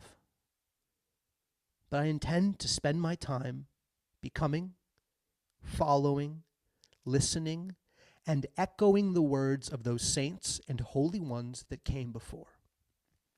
Quote, this aspiration may seem presumptuous. considering how imperfect I was and still am, even after so many years in religion. I am not relying on my own merits because I haven't any. I hope in him who is virtue and sanctity itself. He alone, content with my frail efforts, will lift me up to himself, clothe me with his own merits, and make me a saint. End quote. Saint Therese of Lisieux, 1898. And I apologize if I got your name wrong. I'm not sure how to pronounce your name or the place you come from. I am imperfect in every way, in every moment. I have no merit which to speak of. I place my hope in whom which truth, beauty, and goodness permanently reside. One of the original hopers knew him by his rainbows. Some call him a storm god. Some just call him God. Others call him Hashem, the name. My frail body, mind, spirit, and soul will be lifted up by him to him when the time comes. I don't really know what it means to be lifted up, though I am trying to lift his name up. Life is strange like that. For now, there is work to be done, and it's long past time my generation stepped up. It's time to build.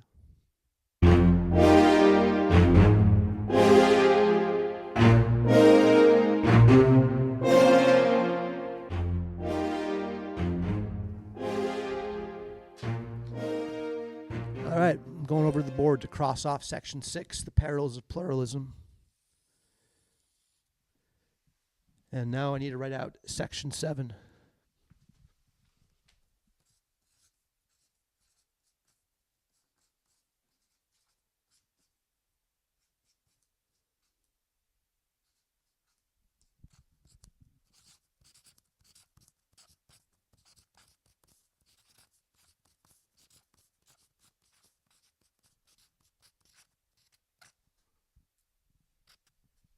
Section 7. Just institutionalize me already. Drink of water and a little bit of coffee.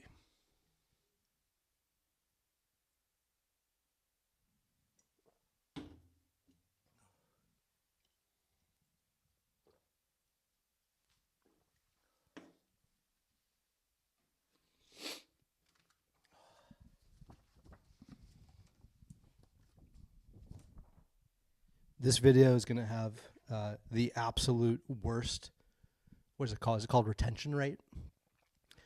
I don't really look at those numbers, but the amount of people that give up, it's going to be a high number. And that's okay. It's probably for the best. I couldn't figure out any other way to do this besides the way I'm doing it. Section 7. Just institutionalize me already. If we can't solve pluralism through our economies or our institutions or in simply encountering one another, then what is left?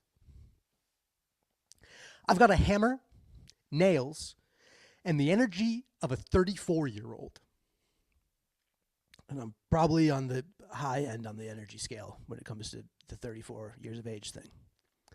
So, where do I start swinging? You know, this is kind of like the place and the part where I remember that violence is always on the table.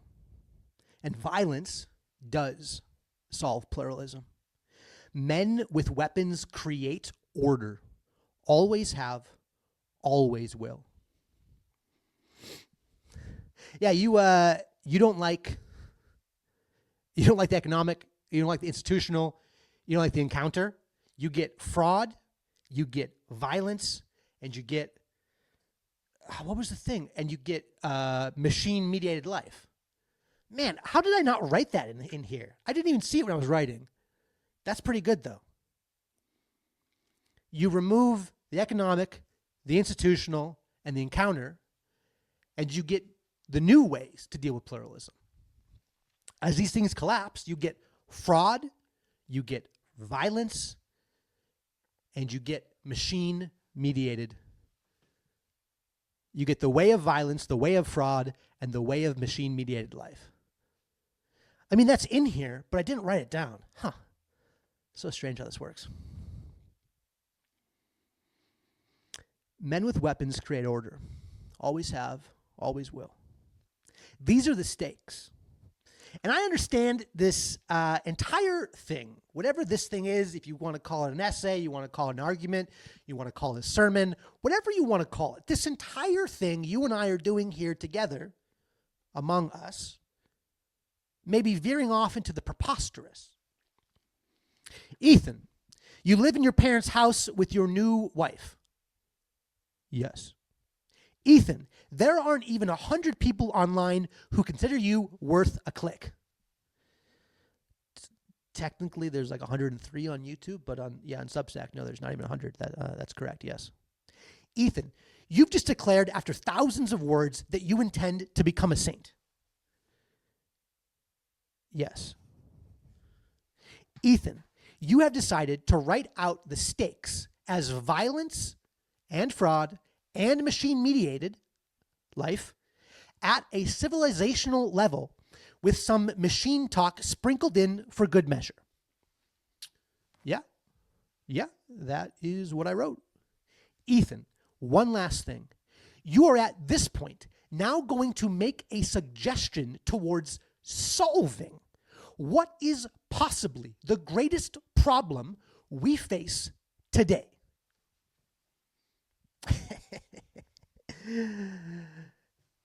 Yes, I'm going to try.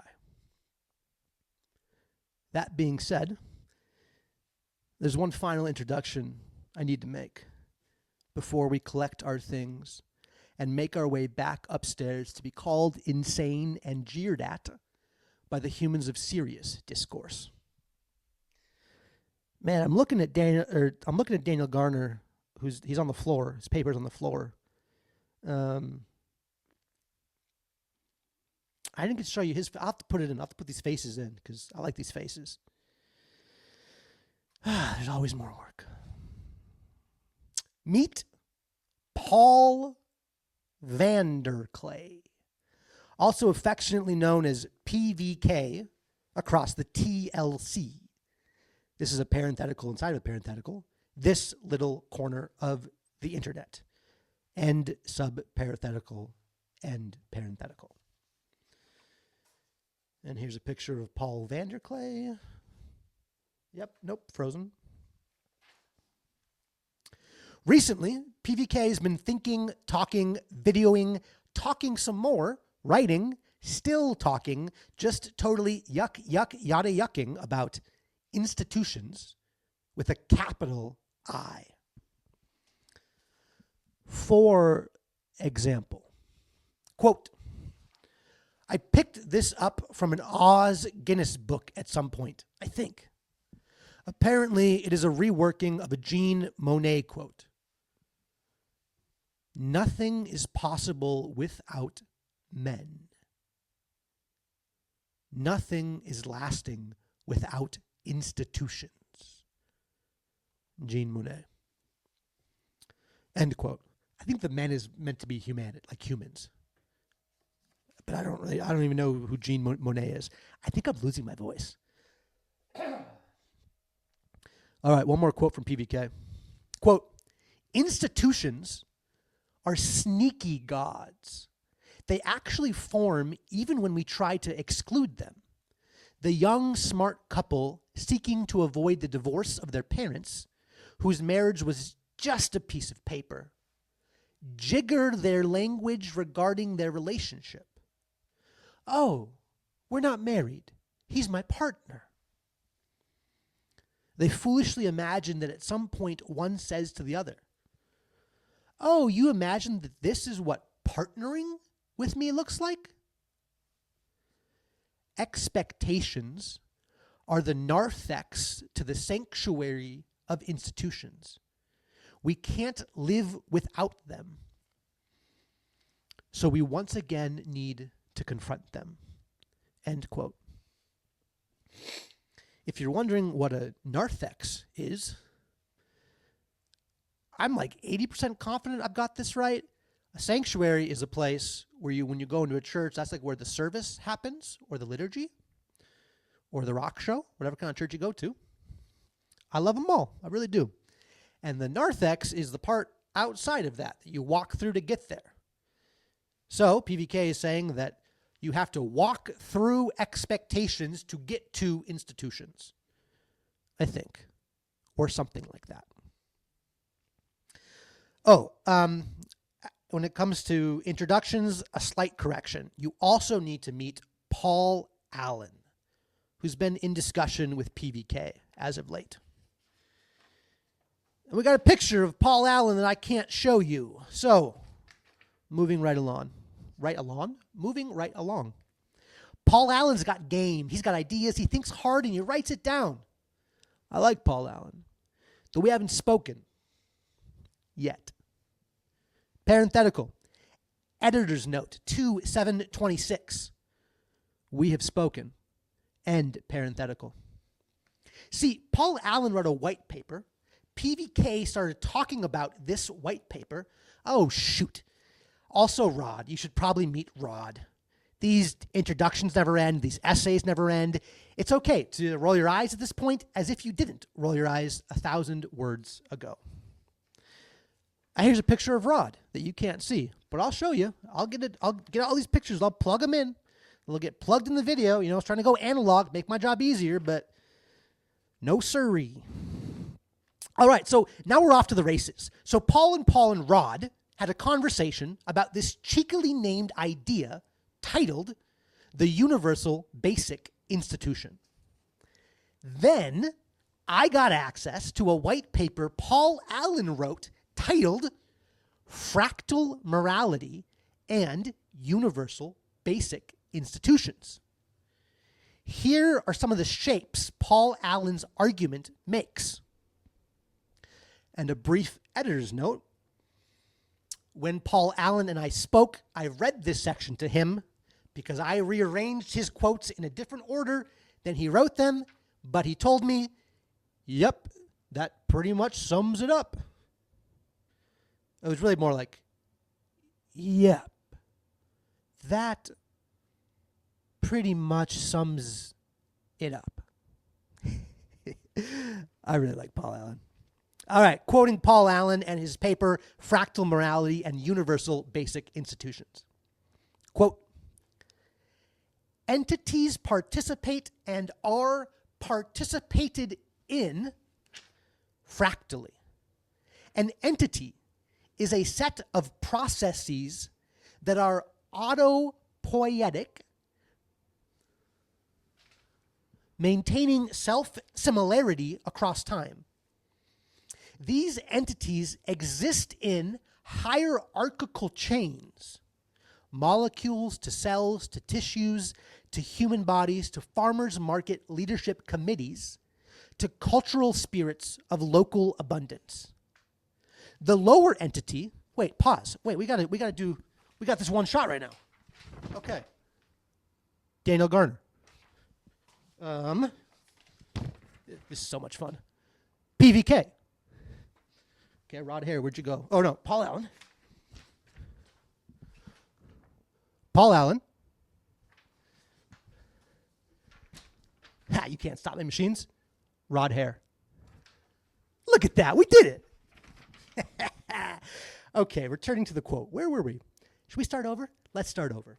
Quoting Paul Allen, although there are some of my words in here, so it's really quoting Paul Allen and I with Paul Allen's approval. You know, I did the thing where it's like I wrote some words and then I like italicized his words. And then I wrote some more words and then italicized more of his words. Just to summarize, there are some parts, that kind of took the breath out of me. There are some parts of this enormous thing that did require some kind of summary. The thing is, folks, I'm a maximalist at heart.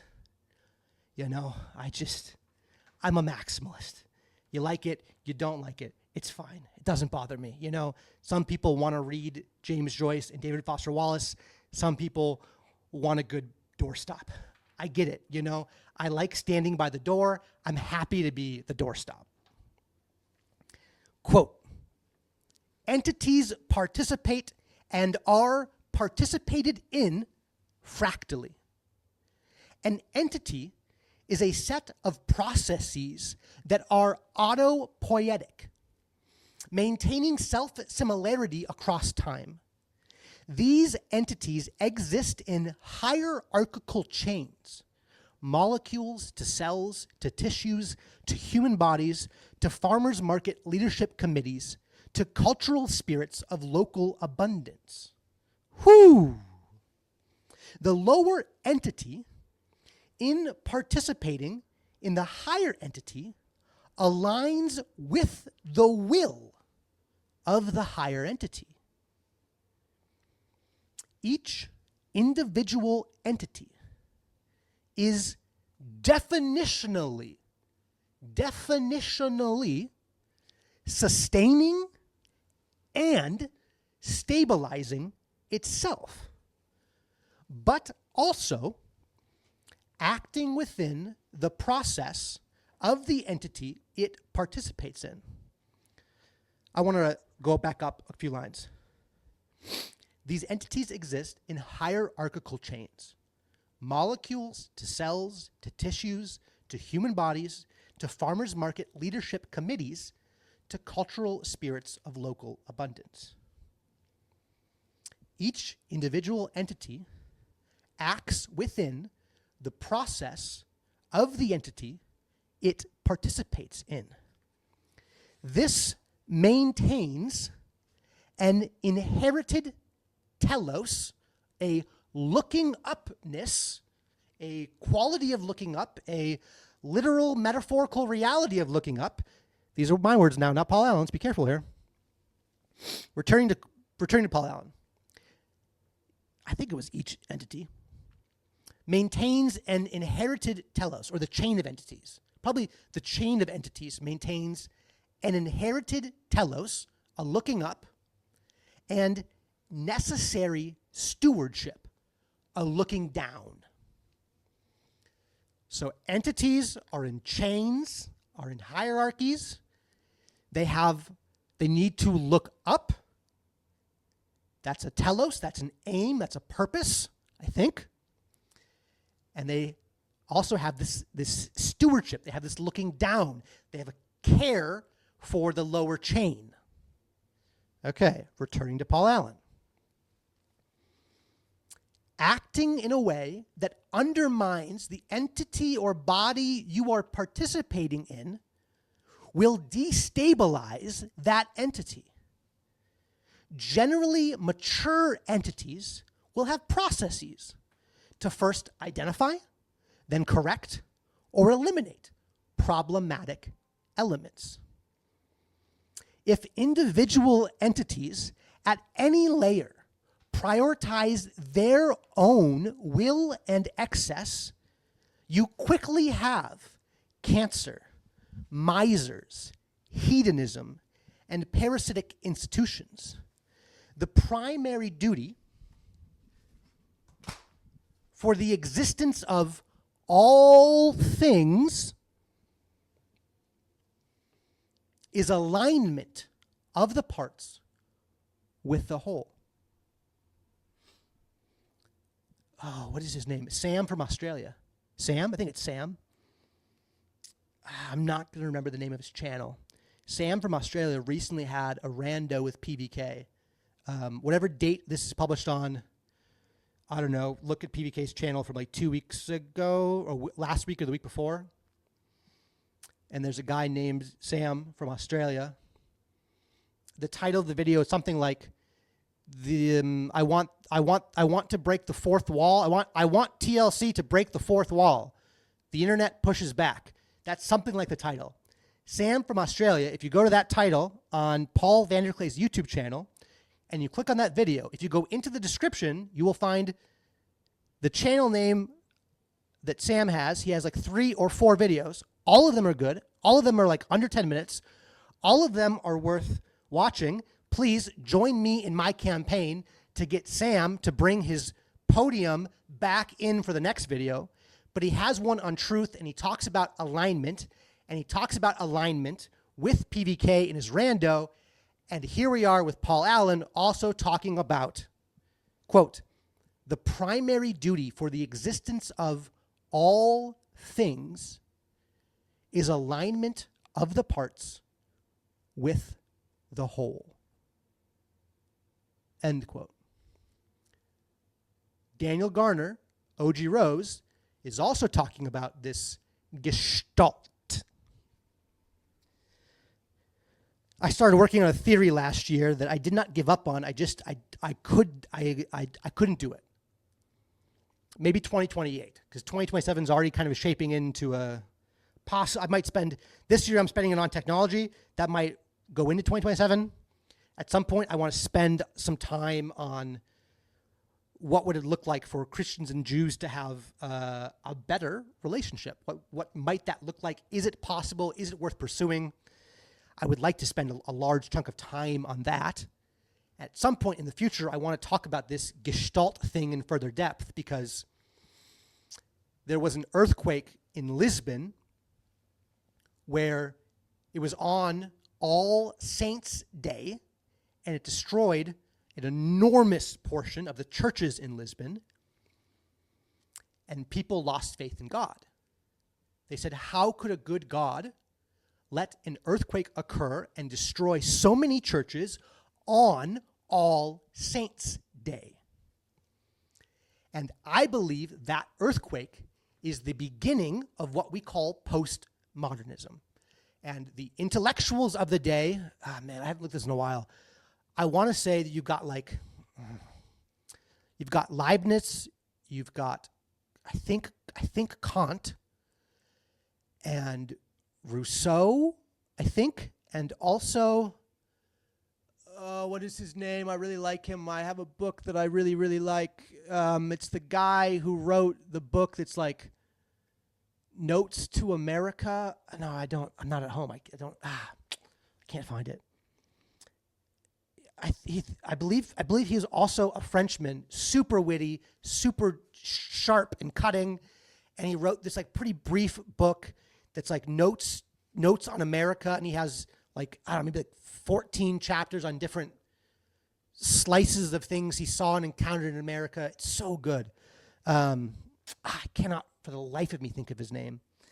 The intellectual class responded to this earthquake and began to go like, well, we've got to start thinking about God differently. And one of the things they began to start thinking about was this whole in parts, the gestalt thing. And I believe postmodernism grew out of that earthquake. Anyways, that's a theory for another day. My goodness. Where were we? Quoting Paul Allen, the primary duty for the existence of all things is alignment of the parts with the whole. End quote. Paul Allen goes on to use this framework to offer up definitions of the good and many other insightful things across the course of his 7-page essay titled Fractal Morality and Universal Basic Institutions. I'm not going to talk about his definition of the good, but he's coming on the channel when I have time. Oh, I was talking about time. Yeah, someday, if the Lord wills it, someday I won't have a 43-hour job a week. And if the Lord wills it, this is what I'll do for 43 hours a week. But the Lord may not will it. And this may just always stay as a secondary thing in my life. And,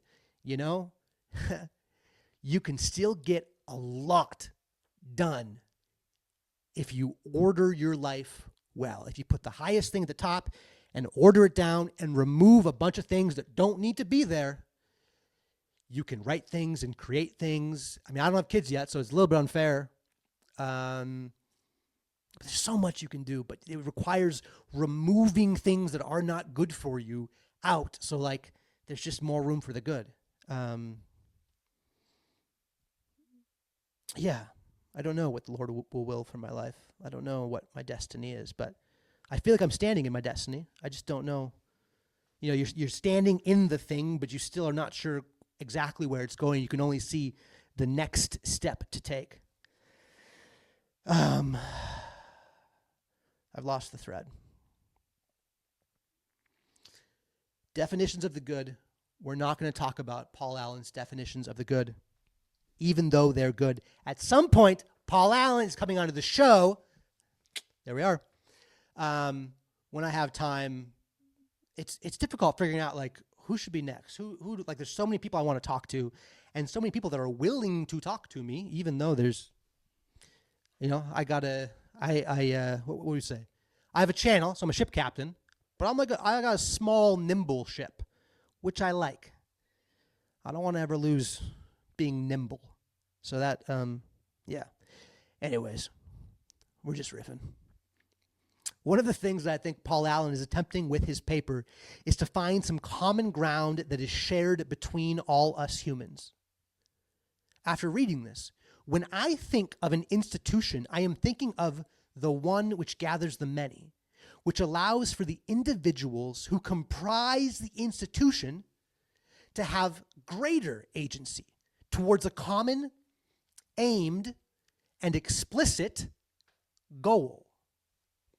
This is my argument for stepping out of pure, endless metagelicalism and going to a church, a specific church, and engaging in a specific denomination. There are many churches that will allow you to retain your metagelicalness.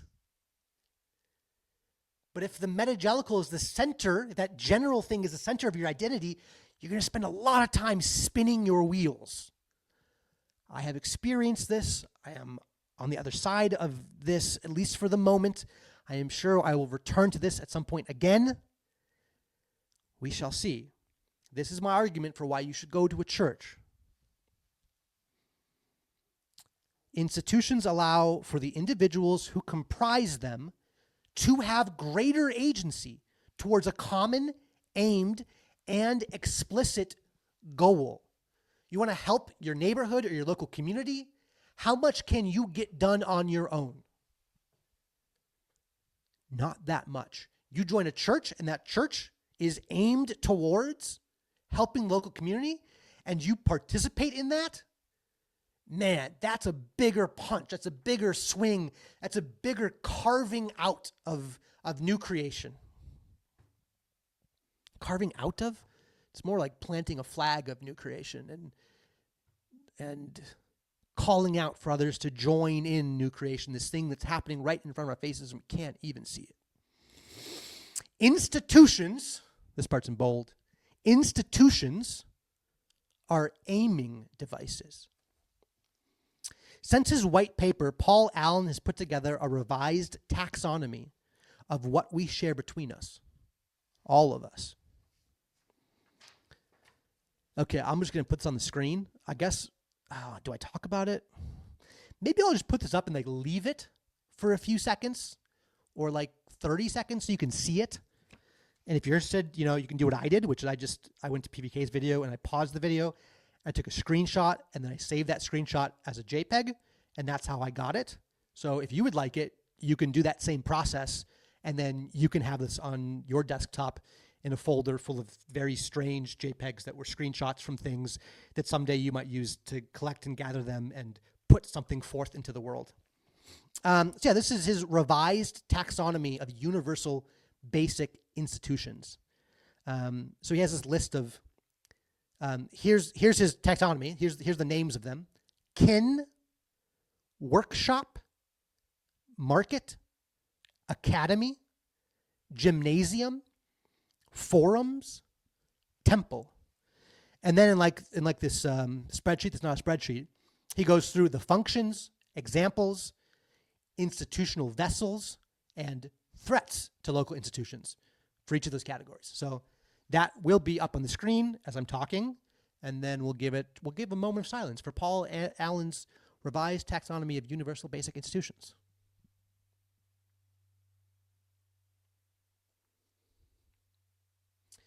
Honestly, you could stop reading right now and pick, or stop listening. You probably already stopped listening. You could stop listening right now and pick one area of this well, on YouTube it would be behind. It would be further back in the video. Pick one area of this behind chart and commit your life to it. Maybe you're going to put on your local school's science fair, which might go on to influence hundreds of children towards inventing new, beautiful things for humanity. Or maybe you could get a job at your local McDonald's, grow into a manager, and turn your shifts into safe havens for weary passer-throughers. The options in front of you are endless. It's a gift and a curse. So what happens when a human being realizes they are being aimed and starts setting their life in order? You know, an individual may not have any grand agency in the economy, in any institution, or the rapid onset of machine mediation. An individual may not be able to stop the current and the coming fraud, violence, and metropolitanization. But I actually think we do have agency in the encounter. Even with the demonization, even with the tribalization, even with the polarization, and even with the deprioritization, which can make human interaction feel next to impossible. Demons can be cast out. Tribes can be disbanded. Poles can be shifted. Priorities can be rearranged. Human interaction can be beautiful. Walking by joyful kids causing science fair volcanoes to erupt, or even filling sodas with care at Mickey D's. Human interaction can be beautiful. Human interaction can also be jaw-droppingly destructive. As lava eats Pompeii and processed food tweaks our metabolism. Entropy devours the stagnant. We have to build our lives in such a fashion that even brief moments of passing glances and half smiles carry a shining tilt that can spin whoever's around through the whirling, hurling debris of despair and into beauty. The kind of beauty that lowers guns and forces us to see each other. I think this beauty is what Martin Luther King Jr. was up to. This is the beauty that could transform the streets of Minnesota. There is a kind of beauty and goodness and truth that casts out demons and disbands tribes and shifts poles and rearranges priorities. Human beings are capable of this, but not on our own. This beauty is what I call a reverse matrix. In the matrix, part of the message is to unplug from the machine. The thing is, there are so many capital T things that we plug into if we're not careful. The machine is not the only thing trying to get in. A reverse matrix is a very careful plugging in of what I call a Holy Spirit hijack. Your life becomes a faucet for the wild, watery will of God, but the pipes have to be unclogged and in alignment. Your life becomes a radar dish tuned into the sounds of heaven. But first, somebody's got to get up on that roof and clean the old dish out and make sure all the wires still work, and that requires licking fingers and getting shocked a few times, and it just can't be done by hiring someone. So eventually, you got to go up there yourself and inspect this thing that's built into you, whether you want it or not, and no one can force you up there, so it requires you volunteering yourself as tribute. And then, even when you're up there inspecting and cleaning, there are parts of the dish that you cannot clean while standing up, and you will have to get down on your hands and knees in order to finish the job and hear what heaven sounds like. But the job has so much grime and so much grease, and it never seems to stay clean, even when you put your elbows into it, and then a great wind comes and you wake up from a grass-infested coma.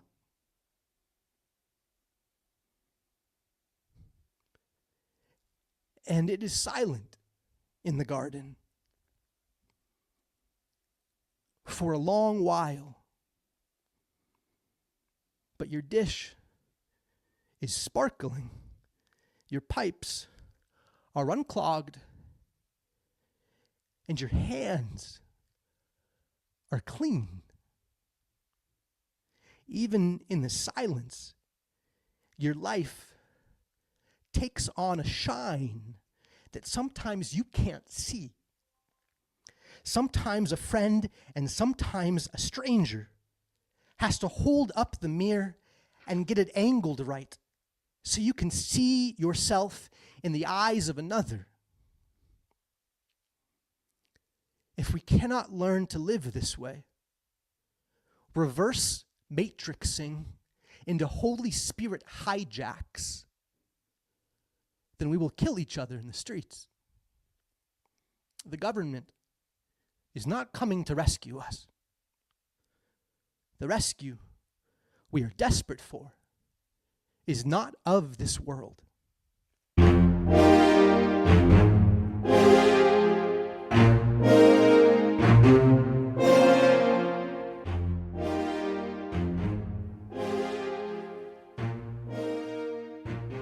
Oh, frozen, unfrozen, frozen again.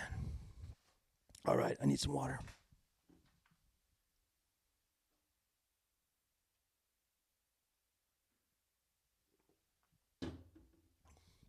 And we need to open Costco cold brew can number 2.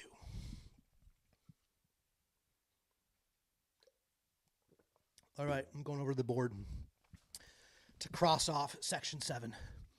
Just institutionalized me already. And now it's time for section 8. Oh, there it is.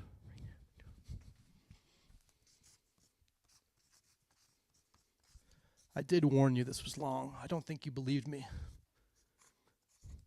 I meant it.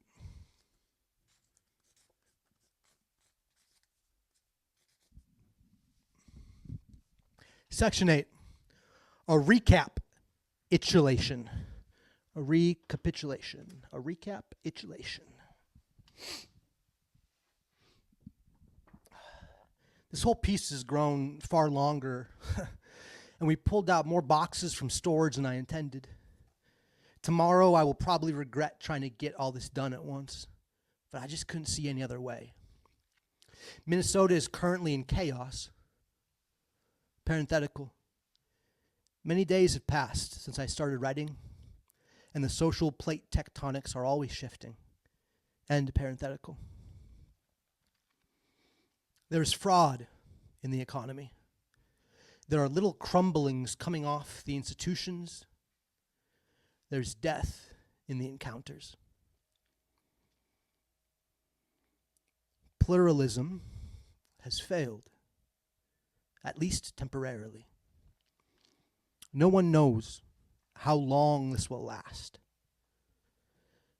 And there's no reason to think that what is happening in one city, in one state, could not happen in many cities, in many states. But Minnesota is unique and has become a test case for fifth generational warfare.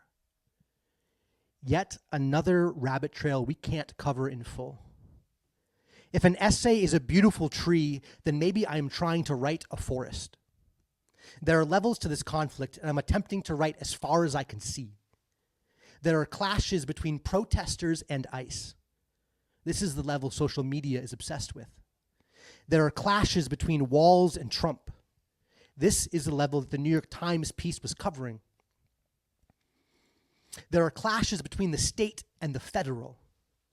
This level has barely been teased out. There are clashes between whatever dwells in the heavens and whatever else dwells in the heavens. I do not want to traffic in fear, but there have been moments across this past month or so that it's taken me to write this where I have been afraid. I do not want pointless human sacrifices. But people keep offering themselves up, and the executioner is all too quick with his blade. We are at a point past reason. Is it reasonable to defy men with guns? Is it reasonable to pull the trigger with so little disregard? Reason is not coming to save us, and our age gave up on wisdom. It is moments like this where I do not know what to think beyond a vague feeling that the entire incentive structure of post/modern civilization has just stopped working. There's a tweet here from Cale Zeldin responding to me. And Cale writes in his tweet from January 27th, 2026, 7:34 a.m., Cale Zeldin writes, "The OS is done. The UX is broken, and the solutions are buried in a century of faux détente."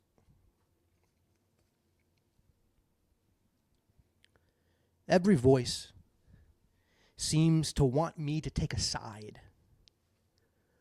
I won't. I also can't wash my hands of this. The only thing I think I really have to offer to the discourse is this. America is an empire. Also, can I just say how weird it is when this thing starts to keep almost every time I've had an important part of this camera starts working again. It's kind of freaking me out. I'm not gonna lie. And listen, I don't have the technical knowledge to I'm not pulling a prank. I have no way, it freezes and unfreezes. I think it's because I'm using my phone as a camera, because you can see the edge of my computer there. And I'm also using my phone to run Wi-Fi, because the Wi-Fi is not great here, and it's probably just too much for StreamYard. Anyways, yep, it's frozen again. Yeah, of course.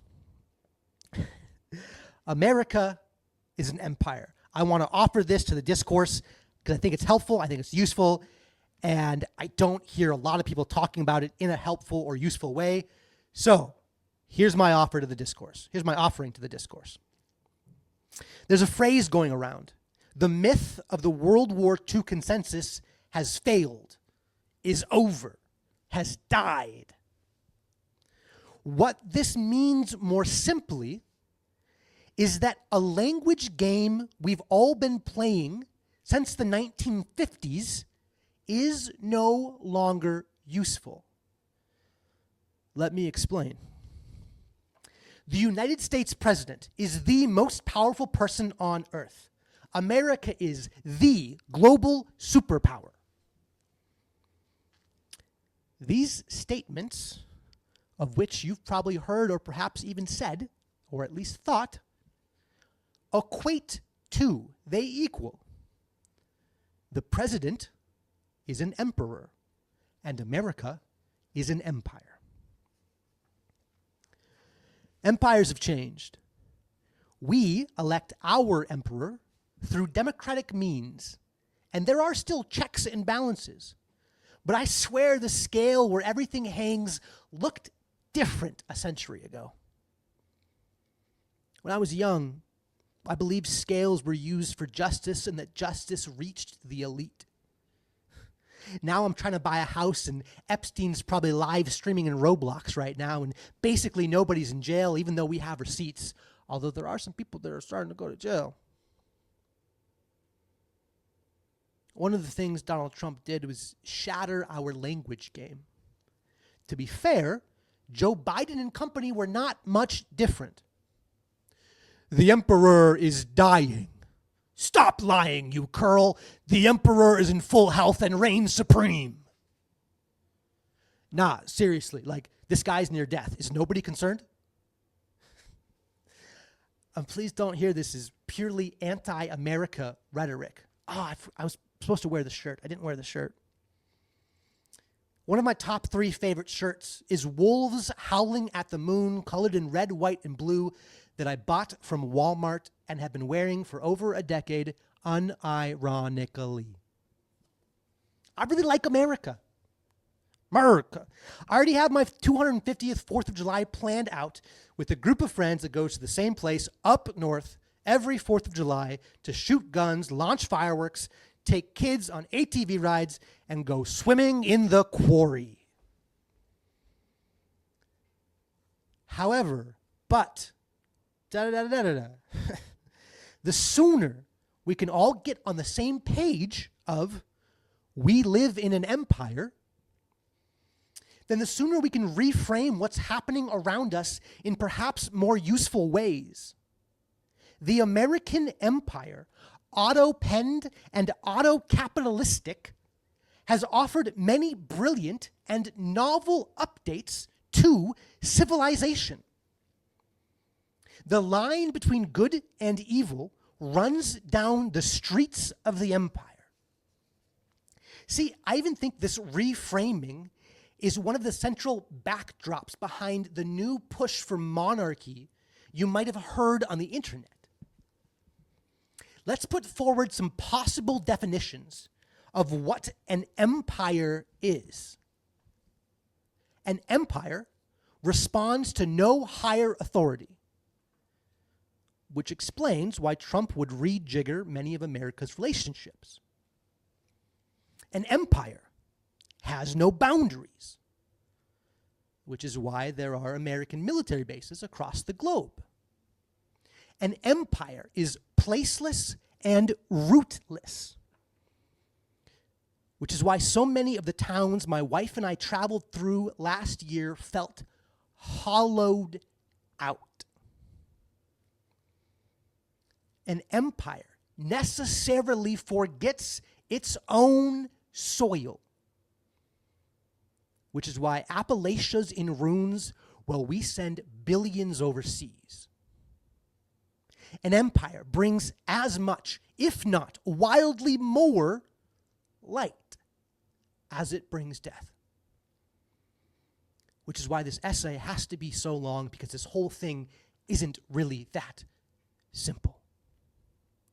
An empire strikes back.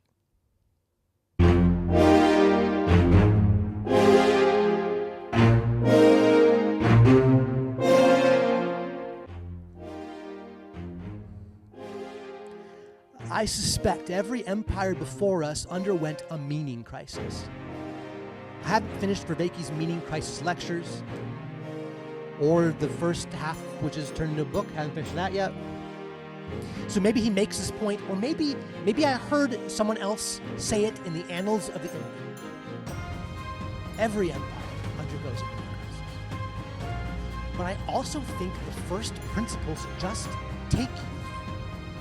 As empires deplace and de-root themselves in order to spread via the technology of the age, meaning begins to dissolve.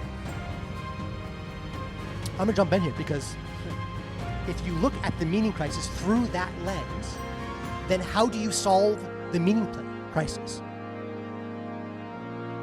You place and root yourself.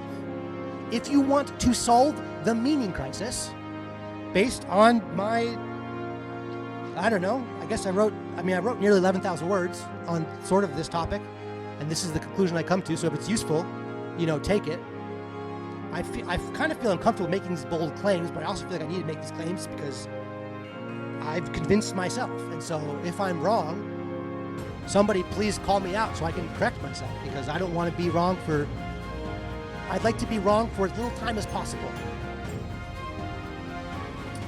As empires deplace and deroot themselves in order to spread via the technology of the age, meaning begins to dissolve. If you want to resolve the meaning crisis, place and root yourself. Period. Mic drop. But I can't drop the mic because there's still more sections. We're not done yet. Here we go. Who are we? Why are we doing this? I'm not doing this. They are doing this. Who are you? Why are you here? You don't belong here. This is my here. You belong there. Go back there. They can't give you what's mine if you came from there. But they did. And you have. And I'm scared. You listen to enough of that noise and you start thinking your house belongs to people's long dead. Hell, maybe it does.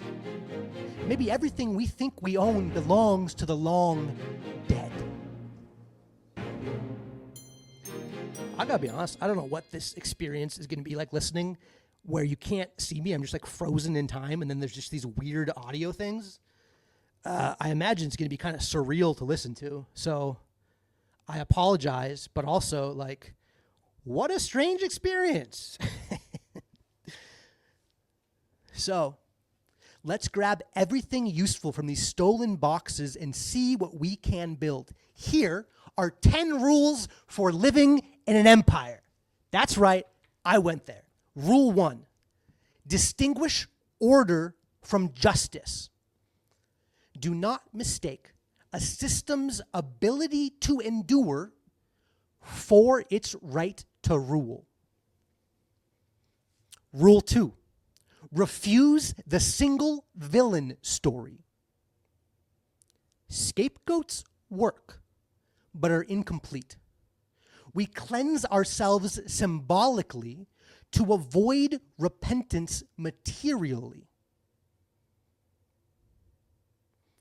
Rule 3, render to Caesar only what bears his image.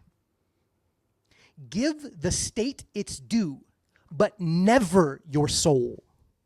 Remember, you have a soul. Rule 4, expect empire to crucify the truth teller. If you tell the truth long enough, power will eventually call it treason. Rule 5, do not worship the tools that keep you safe. Any tool that demands worship has already begun to rule you. Rule 6, live as a citizen of 2 cities, but serve only one. The exile seeks the welfare of the city without confusing it for home. Rule 7, build arcs, not towers. Contribute to what carries people through collapse, not what tries to reach the heavens. Rule 8, learn the economy of Babylon. Trace every comfort to its cost in human lives. Rule 9, keep apocalyptic vision without taking apocalyptic agency. Name the beast clearly, but do not become it by grasping its power. Rule 10. Measure your life by what cannot be taken. The truly free person is the one empire cannot threaten. Order your life so that losing status, losing comfort, or losing safety does not destroy meaning. Place and root yourself. Well,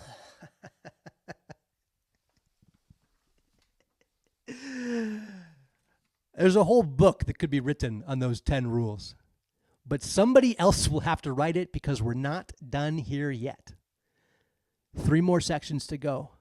I did warn you. I keep warning you. This is a long... It's not an essay, because an essay is a treat. I'm trying to write a forest. I don't know what a collection of essays is called. This is a long book. Am I writing a book? Is this a book? I don't know. What's smaller than a book? A novella? Is this a novella? But it's not a novel. Yeah, I don't know. There's going to be a whole lot of stuff left on the floor that I'll have to clean up in the months to come. I ain't going anywhere. There's work to be done. All right, I'm going over to the board to cross off section 8. I got to straighten out this mic cord. It's starting to twist. Cross off section 8, a recapitulation, and write out section 9.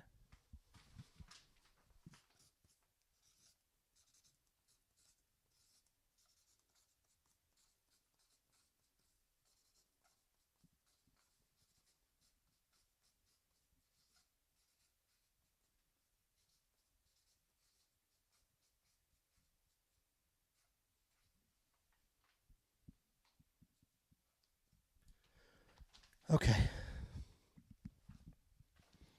Little water, little coffee. I've almost finished this bottle. Wow.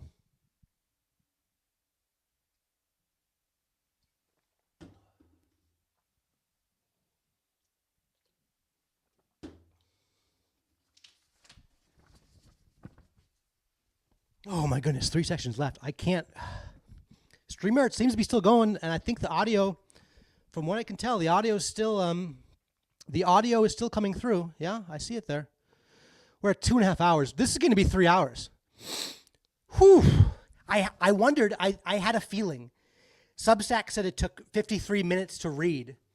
And I thought, well, if I double that, it'll be 2 hours. And I kind of thought, I think there's some things that are going to come up and come out of me that will surprise me as I'm talking through it. And I was like, I think I might crack 3 hours, which is a very long time to talk. So yeah, let's keep going. Section 9. How do we live well with one another? Question mark. There's an old story about a man called Yeshua. You might know him as the wild Galilean.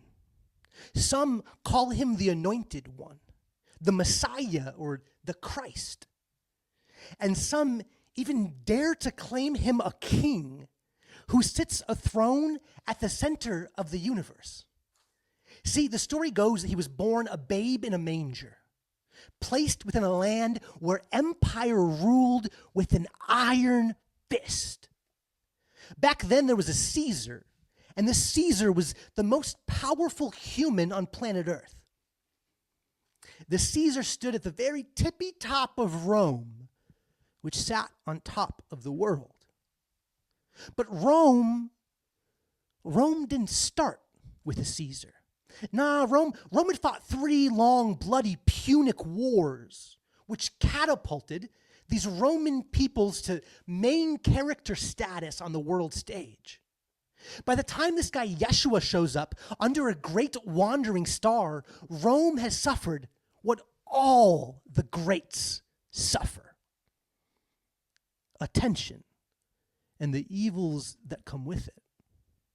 There was wealth disparity that caused political violence, corrupt financiers who pushed war with places like Macedon, Judges were bribed, votes were bought. The public good was no longer of interest. They had instituted this new imperial finance system, too complex to govern clearly, and powered by outsourcing violence, privatizing profits, and diffusing responsibility. The politicians, they even courted the mob with free grain to stay in power. At some point during all this, the Roman army was converted from a citizen force to a professional force, and allegiances shifted from the state to private generals. Rome turned human ambition up to 11, pitting the powerful against one another. Sometimes it bred explosions of prosperity, and sometimes it just bred explosions. The governing system, Rome's OS, was built for a city-state. But Rome became feared across the Mediterranean, and fear became power. And power demands empire. Empires breed strange creatures. There were these Roman knights, the equites, Roman knights. There were once horsemen who set aside their cavalry for contracts and ledgers, turning conquest into cash and unsettling the old noble families of Rome. And then, of course, eventually, though not all at once, civil war. After years and years and years of civil war, a figure named Caesar shows up. First a man, then a title, then an end to chaos, and an end to entropy. Sounds nice, right? The hand of empire reaches all. The kingdom of Caesar stretches on into eternity. This is the world Yeshua is born into. He becomes known as a truth teller, as a healer, as someone you might want to follow. People come from far and wide to hear his truth, see his miracles, and start following. People come far and wide to hear his truth. Remember, rule 4, expect empire to crucify the truth teller. And that's exactly what happens. Empire crucifies Yeshua. But it gets stranger, like way stranger. Some of the people that followed him around for his truth, his way, and his light start quietly gathering together to remember him, remember his life. They start meeting in secret across empire's lands, and they start linking the life of Yeshua to this ancient desert God whose name is 4 characters. Y, H, W, H. These people are wild. These people are mundane. These people are changed. They called it being born again. There's this thing growing, this loose, semi-connected network of followers that send messages back and forth tracing the patterns of creation and drawing out designs for the future. One of these message back and forthers was manic in his mission.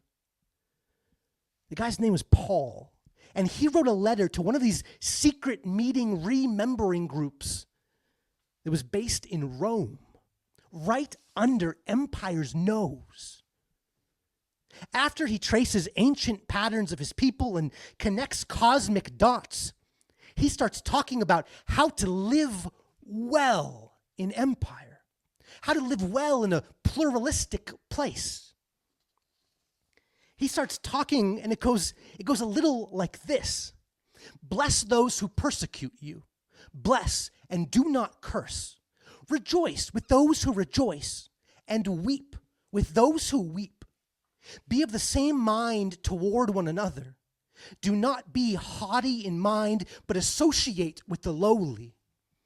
Do not be wise in your own estimation. Never pay back evil for evil to anyone. Respect what is right in the sight of all men. If possible, so far as it depends on you, be at peace with all men. Do not be overcome by evil, but overcome evil with good. Every person is to be in subjection to the governing authorities. For there is no authority except from God, and those which exist are established by God. Therefore, whoever resists authority has opposed the ordinance of God, and they who have opposed will receive condemnation upon themselves. For rulers are not a cause of fear for good behavior, but for evil. Do you want to have no fear of authority? Do what is good, and you will have praise from the same. For it is a minister of God to you for good. But if you do what is evil, be afraid. For it does not bear the sword for nothing. For it is a minister of God, an avenger who brings wrath on the one who practices evil. Therefore, it is necessary to be in subjection, not only because of wrath, but also for conscience's sake. For because of this, you also pay taxes, for rulers are servants of God, devoting themselves to this very thing. Render to all what is due them, tax to whom tax is due, custom to whom custom, fear to whom fear, honor to whom honor.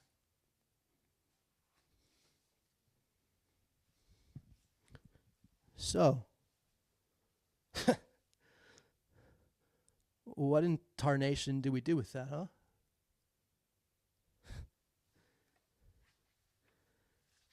How do we hold those contradictions? How do we live well in empire? How do we live well in a pluralistic place? What do we do even when we turn to older, ancient wisdom that has lasted generations, has lasted millennia? But when we come to it, it tells us to submit to authority, to bless those who persecute you. What in tarnation do we do with this, huh? The only thing I know to do is to discuss it, to hold it up in the light and see where the spider webs are, clash it against every great thought to have ever occurred, and see what breaks first. How do we live well with one another? First, we have to want to live. An individual via a reverse matrix Holy Spirit hijack, might just be able to take agency towards the good in every encounter they participate in. They might be able to live well, and their well-lived life might inspire others. And when the others get involved, who knows what could happen?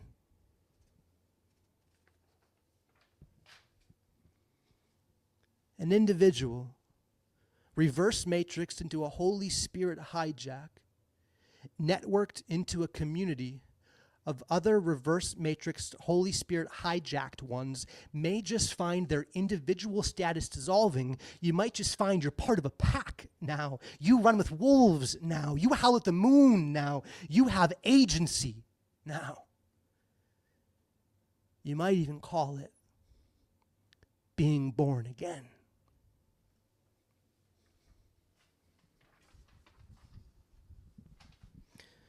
Okay, I'm going over the board to cross off section 9. How do we live well with one another? And section 10. Oh, why did I write a long title?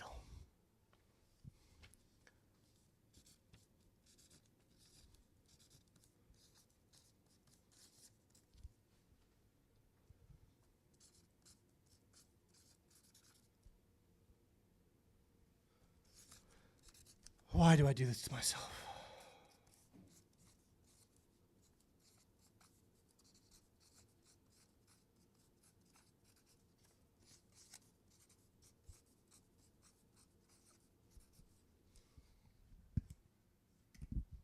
A little bit of water, a little bit of coffee.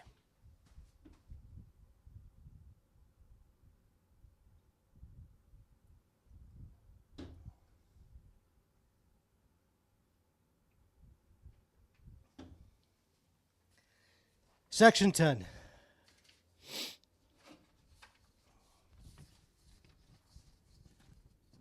Oh, goodness gracious. Section 10. A non sequitur on the postmodern condition. Last year, the most difficult book I read was hands down The Postmodern Condition, A Report on Knowledge by Jean-Francois Lyotard. Jean-Francois Lyotard? It often gets cited as the moment in time when the word postmodern started its long journey to changing the very fabric of culture. The most familiar part of the book is easy to find, as it's one of the money quotes on the back of the book. Quote, Lyotard's classic argues that postmodernism's legitimation crisis has been precipitated by the collapse of meta-narrative. That is, the supreme and supremely unified and unifying fictions we tell ourselves about ourselves. End quote. I expected to encounter critical theory and weird literature stuff, which, sure, that's like sort of in the book. But I think what the book was actually about got lost along the way. Folks started repeating the meta-narratives are dead meme and moved on. But we don't move on here at Pattern by Design. Here we try, we attempt, we do our very best. Hopefully. We try to remember here. Okay, a brief aside. Very brief, very quick. One of my central theories in the body of work I am trying to build is that postmodernism was born in the left. So as this thing was born in the left and kind of began to get cultural dominance, many on the right viewed it as villainous. So you'll hear many people talk about the evils of postmodernism. And so then the question is, well, what do you do? So they look backwards at things like classical liberalism and go, We need a return. We need a return to the past. You can hear that in Trump's Make America Great Again. We need a return to the past. It's very nostalgic. Also, most of these people are a generation or two or three above myself. There are some Gen X voices that look at what is, I mean, I'm sure they're Gen X people too. We're just riffing here, okay? We're just riffing. I don't know the ages. I'm guessing. We're just riffing. That's a great, just like, oh, get out of jail free card. We're just riffing.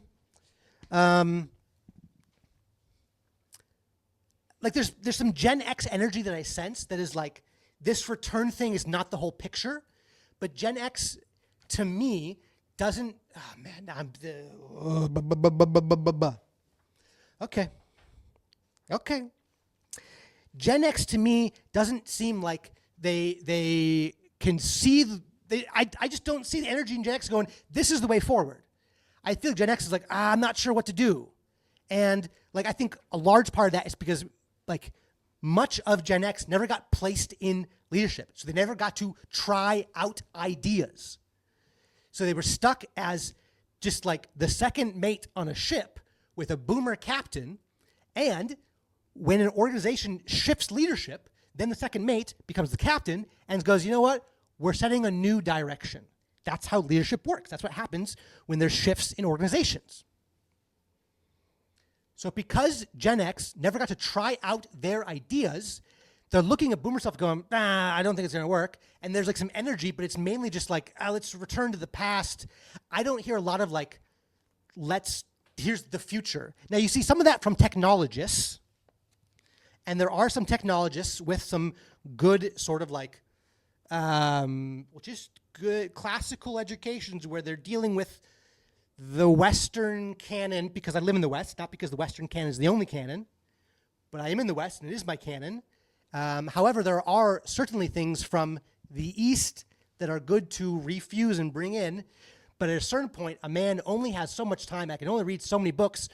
So even picking the Western canon, I don't have time to read the whole canon. So at some point, you got to particularize and play with what you got in front of you, because if you stay general forever, you spin your wheels and you experience death. Okay, moving on. So I'm trying to bring some millennial energy, and I'm trying to say, this is the way forward. And it feels very uncomfortable to me to like step out and be, but also like, are we past 3 hours?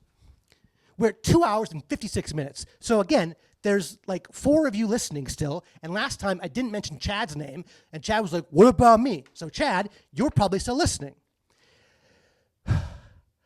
I'm trying to point at what I see as a way forward, and it is not a return.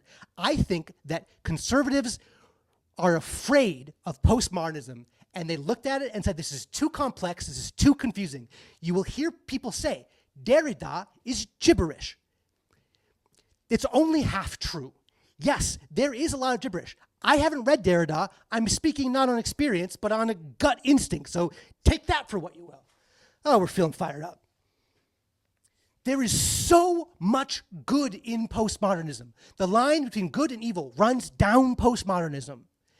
And if you're going to look at this giant set of ideas that has swept the culture and go, that's all bad, you're throwing the baby out with the bathwater. So that requires people who can see the good in postmodernism and go, folks, we got to go through. And yes, this forest we're about to enter is especially tangled. It's not really clear how we get through. But if you go into the forest and then look behind you and go, man, it looks really good back there. And you go, nah, I don't want to deal with having to cut all these branches. I don't want to deal with carving a path through. And then you go to return. Of course you're going to say, we got to return home because the forest, we can't go through the forest. However, what I am sensing in the zeitgeist is there are a few people. There are probably many people, but I can only see so many. I am seeing a few people that I resonate with and that I agree with. Take that for all of the problems with that claim that this is about me and what I see and what I resonate with. But I am me, and I see things, and I resonate with things, and this is my YouTube video, so I'm talking about it. I feel very uncomfortable. Do you feel uncomfortable? That are saying there's a way through postmodernism. You can go into the forest, you can come out the other side. However, to go into the forest is a type of exile. At 25 years old, I left my tribe and I went into the forest alone, and I spent 8 awful, hellish years trying to find my way through. And even at the end, even after I had made my way through, I still couldn't get back home. And for some reason, God decided he wanted to bring me home, so he did it himself. And there's this T.S. Eliot quote that talks about returning to the same place, but not in the same way, and that resonates with me. And I'm trying to say there is a way through postmodernism. We have to go through. There will be people that don't want to do it. They will return home and they will do this return thing, and that's fine. Because we probably need people doing all kinds of things. The thing I'm talking about isn't for everyone. There's no one-fits-all solution. But there are patterns of wisdom. I'm not ready to talk about the patterns of wisdom yet, but that's coming. And I'm trying to lay out a specific pattern from my own life that perhaps if you hear this or see this or resonate with this, I just want to say you can go through. You don't have to go back. You can go through. It's not going to be fun. It's going to be suffering. And you're going to lose a lot along the way, and you might discover on the other side the things you lost needed to be lost. If you want to find your life, first you have to lose it.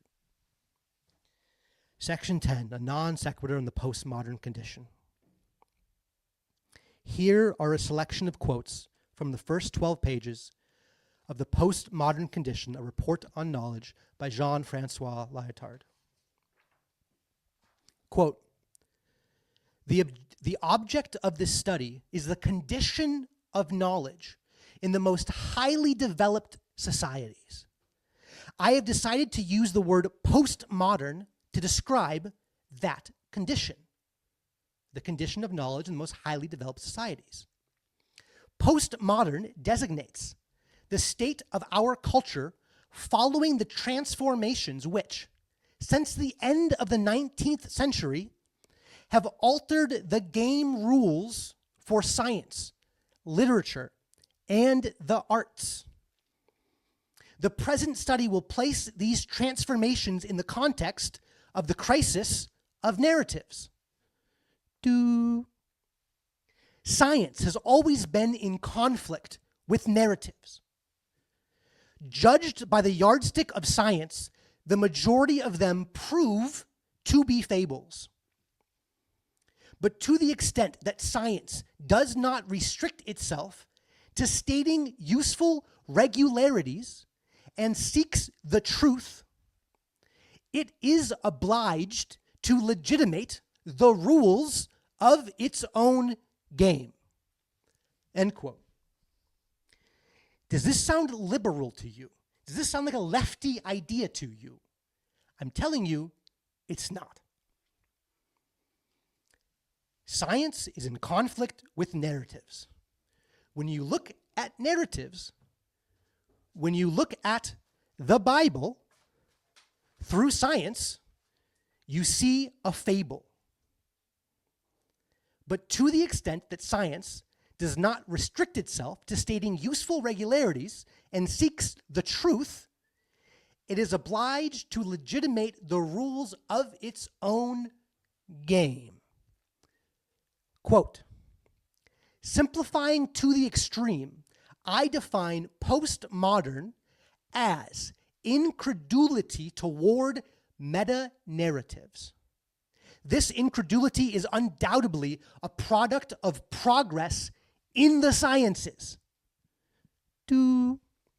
Our incredulity is now such that we no longer expect salvation to rise from these inconsistencies, as did Marx. End quote. Lyotard is saying, hey, that Marx guy, he missed the boat. Marx was wrong. So if you are told that postmodernism is just cultural Marxism, the person who defined the word postmodern disagrees with you, and you should probably listen to him. I am sorry that I'm getting animated, but I've been talking for 3 hours, and I need to get to the end of this. Quote, our working hypothesis is that the status of knowledge is altered as societies enter what is known as the post-industrial age, and cultures enter what is known as the postmodern age. This transition has been underway since at least the end of the 1950s, end quote. So postmodernism is attached to post-industrialism, and this has been ongoing since the 1950s. Earlier, we heard about how the metropolitanization of cities begins to screw with the constitutions of the states, which were written before cities became mega cities or meta cities, whatever fancy word you want to use. This postmodern, post-industrial thing is deeply tied to the metropolitanization of our world. Quote, knowledge in the form of an informational commodity will continue to be a major, perhaps the major, stake in the worldwide competition for power. It is conceivable that the nation states will one day fight for control of information, just as they battled in the past for control over territory, and afterwards for control of access to and exploitation of raw materials and cheap labor. 2. Scientific knowledge does not represent the totality of knowledge. It has always existed in addition to and in competition and conflict with another kind of knowledge, which I will call narrative. End quote. The author of the postmodern book is saying science isn't the end-all be-all. There is science and there is narrative. Postmodernism is trying to bridge the gap. Now, there is much more to be said on whether or not postmodernism is effective, and I'm not even sure that I know the answer to that. What I do know is the tools postmodernism gave me were required in order for me to bridge that gap. Not that I did it alone or by myself. I'm just saying, like, I said something like this when I did a rando with Paul Vanderklay, is that I view the human being as Batman, and we all have this utility belt. And if you're missing the postmodern tools that go into your utility belt, you're going to have trouble navigating our postmodern world. So if you're trying to play Batman, if you're trying to be a human being and you don't have all the tools you need, it's going to be hard out there. What are those tools? I don't know. That's not what this is about. I got to keep going. We're just riffing. Okay. There's far more to be said on Lyotard's slim, incredibly well footnoted book. But today I want to make one statement. I got to pee so bad. Oh, that's not my one statement, though. The internet changed the physical world. The internet changed the physical world. Lyotard's book was published in 1979. The internet also changed our mental worlds. I can only write this piece because the internet gives me the ability to gather things from a million places and attempt to bring these ideas into a symphony, perhaps harmonious and perhaps cacophonous. The internet also allows for the mass migration of 1 million people from faraway places descending in one place. Our technology shapes our physical and mental landscapes. 1 million ideas arising in a mind at once is dangerous and threatens identity. 1 million people at the door of your house is dangerous and threatens identity. There's a meme here that I need to put on screen. This is going to be a nightmare to edit this and to get it done in the next couple of days. So the meme, there's a picture of like a really old sort of like cosmic wheel with like deities around it. And then it says, 5 minutes after invention of wheel. Bro, literally though, bro, the whole world is a wheel, turning round and round, an endless cycle of seasons and lives and realms. It all keeps turning and it all keeps coming back around. Then there's a picture of, it looks like iconography, so like a saint reading to another saint. And there's one saint that's higher up on like kind of like a throne type thing, like a high chair, and it's reading a book.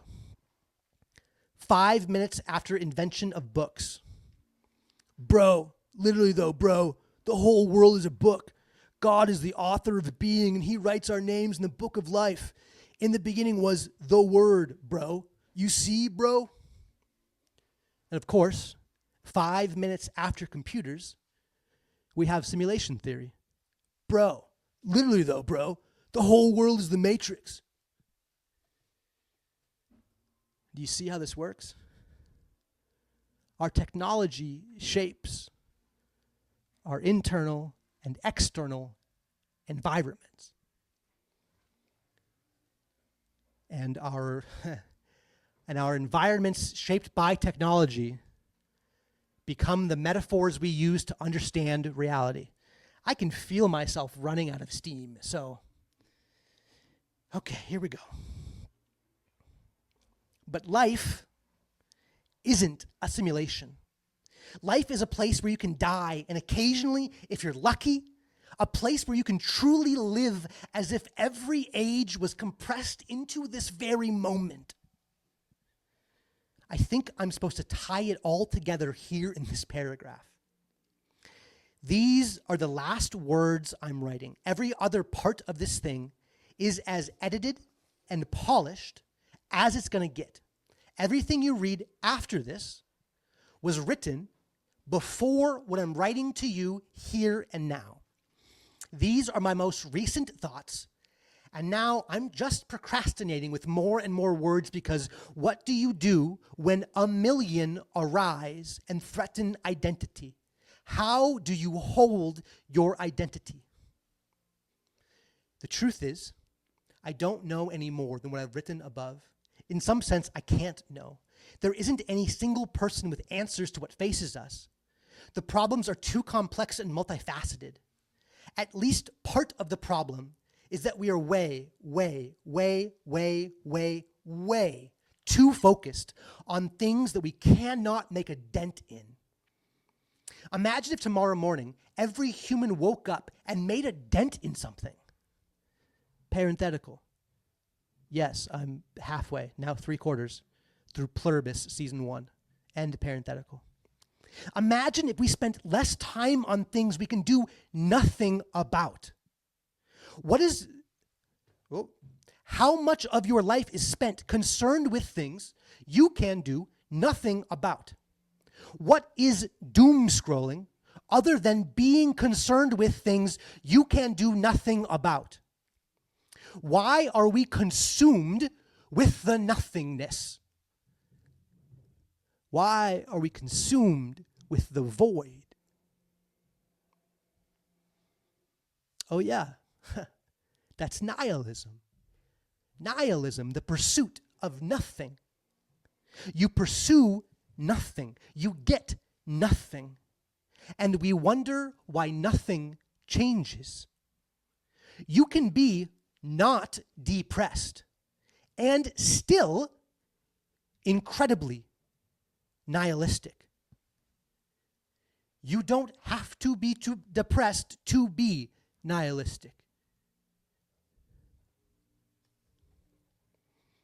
The only thing worse than nothing mattering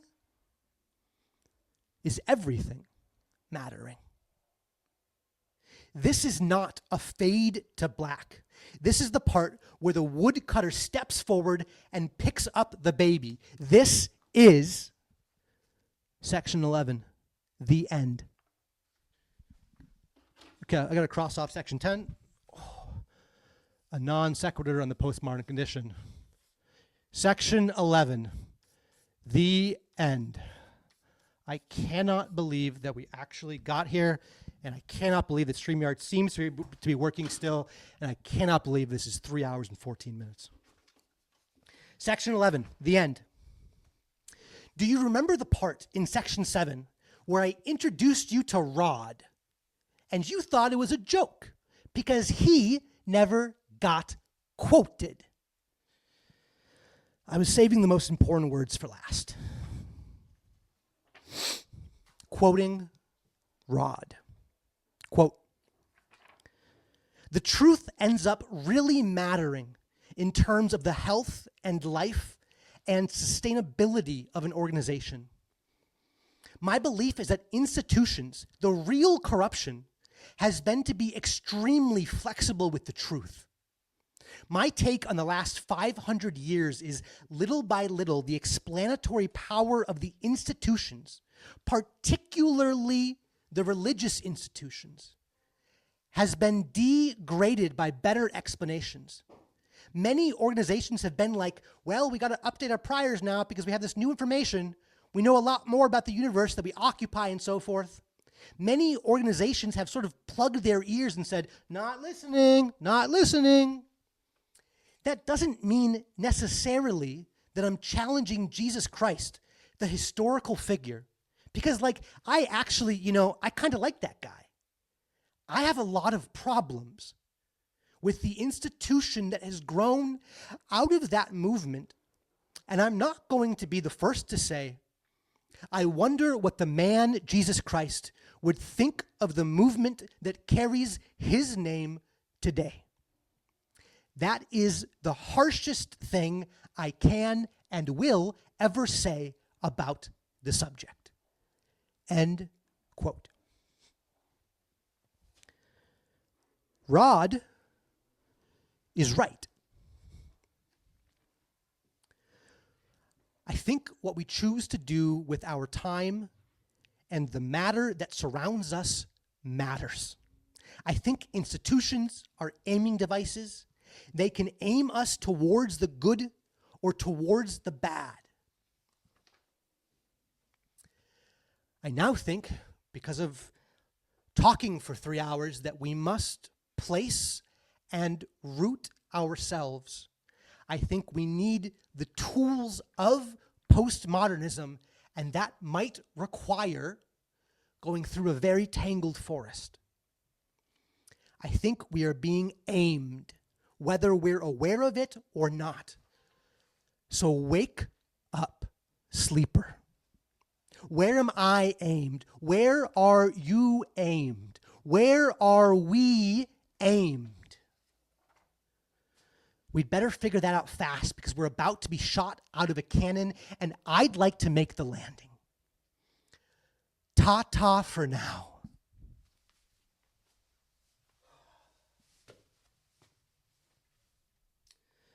There's this little thing here. You could subscribe to Substack. You can also subscribe to YouTube if you want. And then I guess I'll put this in the YouTube. These links here are the hat I've placed as I'm out here in Empire streets busking. If you like the sound, toss a coin to your Witcher, and there'll be a link to Venmo, to PayPal, and to Ko-Fi. I made my first dollars from the stuff I do on the internet. And that's cool, you know. I don't know where I'm going. I don't know if writing will turn into a full-time career. Like the internet is the internet's the only way to do it. Although it has to be done locally as well, and I'm working on that actually quite quite intentionally. And so with a local writing thing, then that might allow me to do more internet stuff as a full-time thing. And then internet stuff might, like if my locals, anyways, this is serious to me. Like this is, I do view this as a career possibility, but I also know that that might not be what I'm called to. I might be called to just continue the path of a salesman, and then writing is what I do in the background. Like my favorite author, James Joyce, was like a banker when he wrote his stuff. I don't know if he was a banker the whole time, but he was a banker for a large portion of it. And like he wrote the masterpiece of the last of the modernist novels as a second thing, So like I'm not opposed to that, Like my eggs aren't in one basket, I guess is what I'm saying. But I'm also, I'm rambling. I gotta stop. Okay. Why do I write postscripts? Postscript. Thank you. If you made it to the end, just thank you. I haven't written something this long in an awfully long time. Whatever I write next needs to be short and simple. This was exhausting, even more so to do it this way. Oh my goodness. I hope and pray that it serves you in some way. Grace and peace. The next thing I wrote is on Substack and will be coming to YouTube. My YouTube is about a fortnight delayed, so it's behind what I put up on Substack. And that's for a variety of reasons. It's sort of like a safety protocol to keep myself focused. The next thing the thing that's up there is called Reconstructing My Reconstruction. Actually, do I talk about that?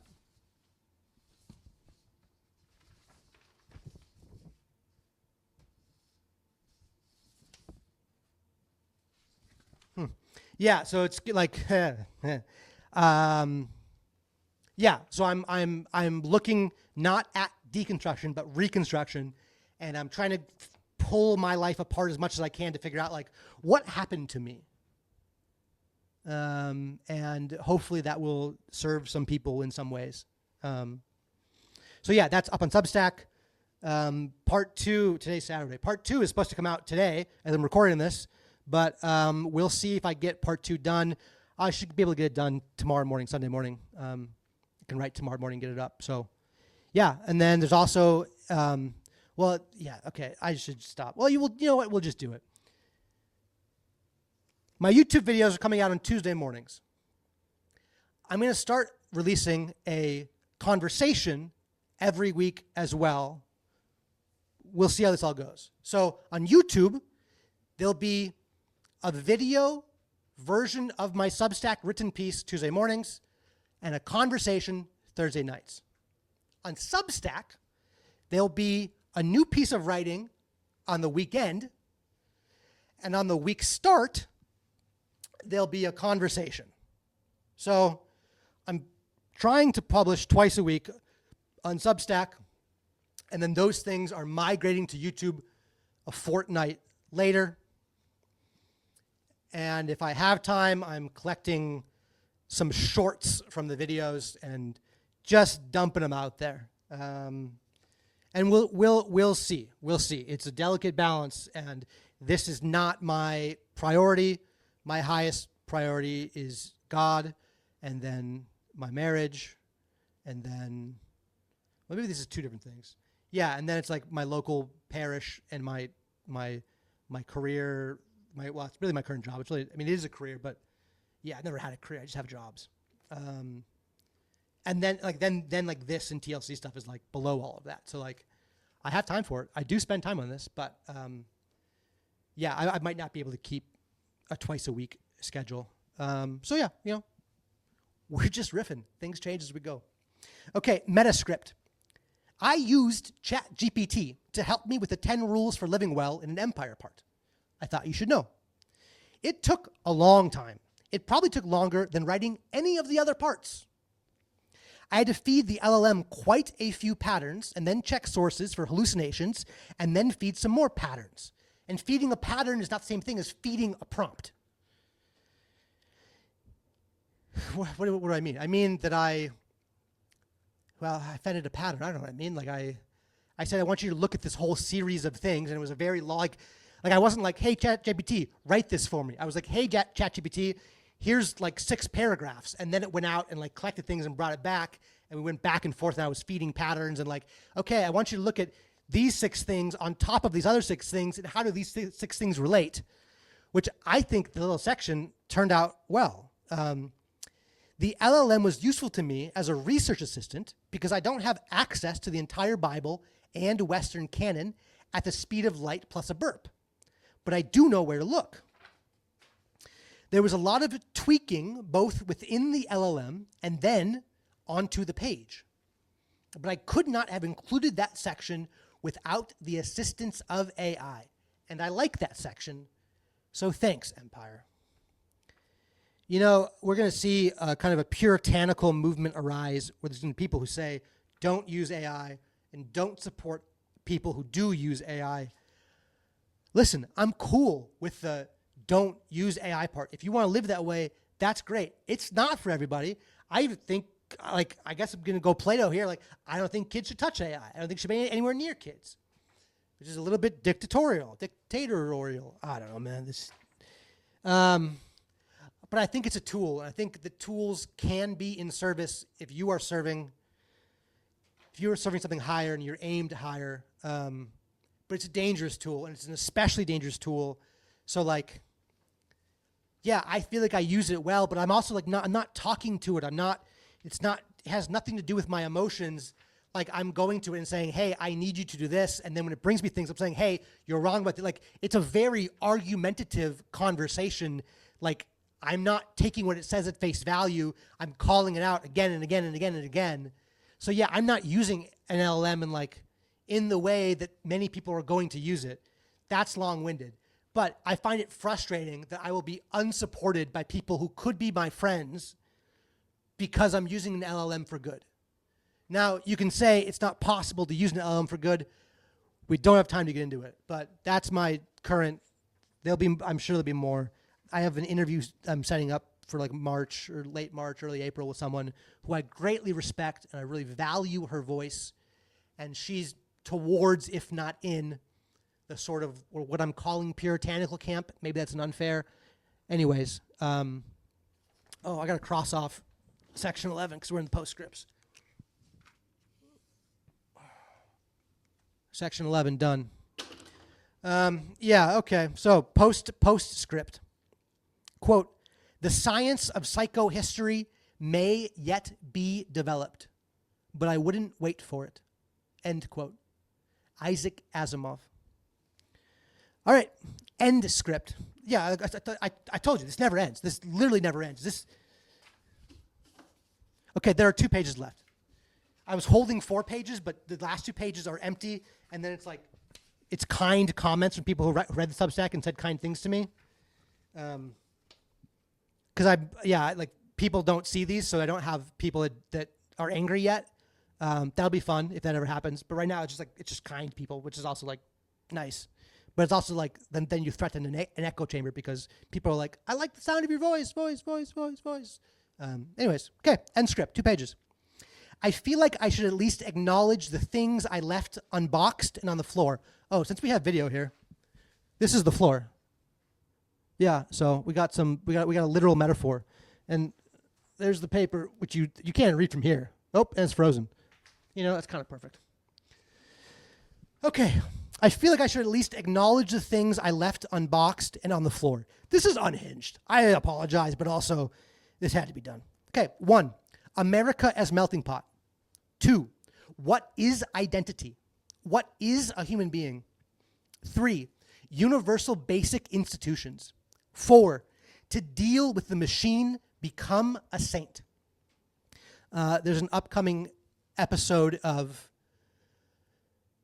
Ethan's, well, it's not always friends, but people Ethan knows or people willing to, there's an upcoming episode of people willing to talk to Ethan and the quest for the holy techne that deals specifically and exclusively with to deal with the machine, become a saint. It's me and 3 others from the TLC.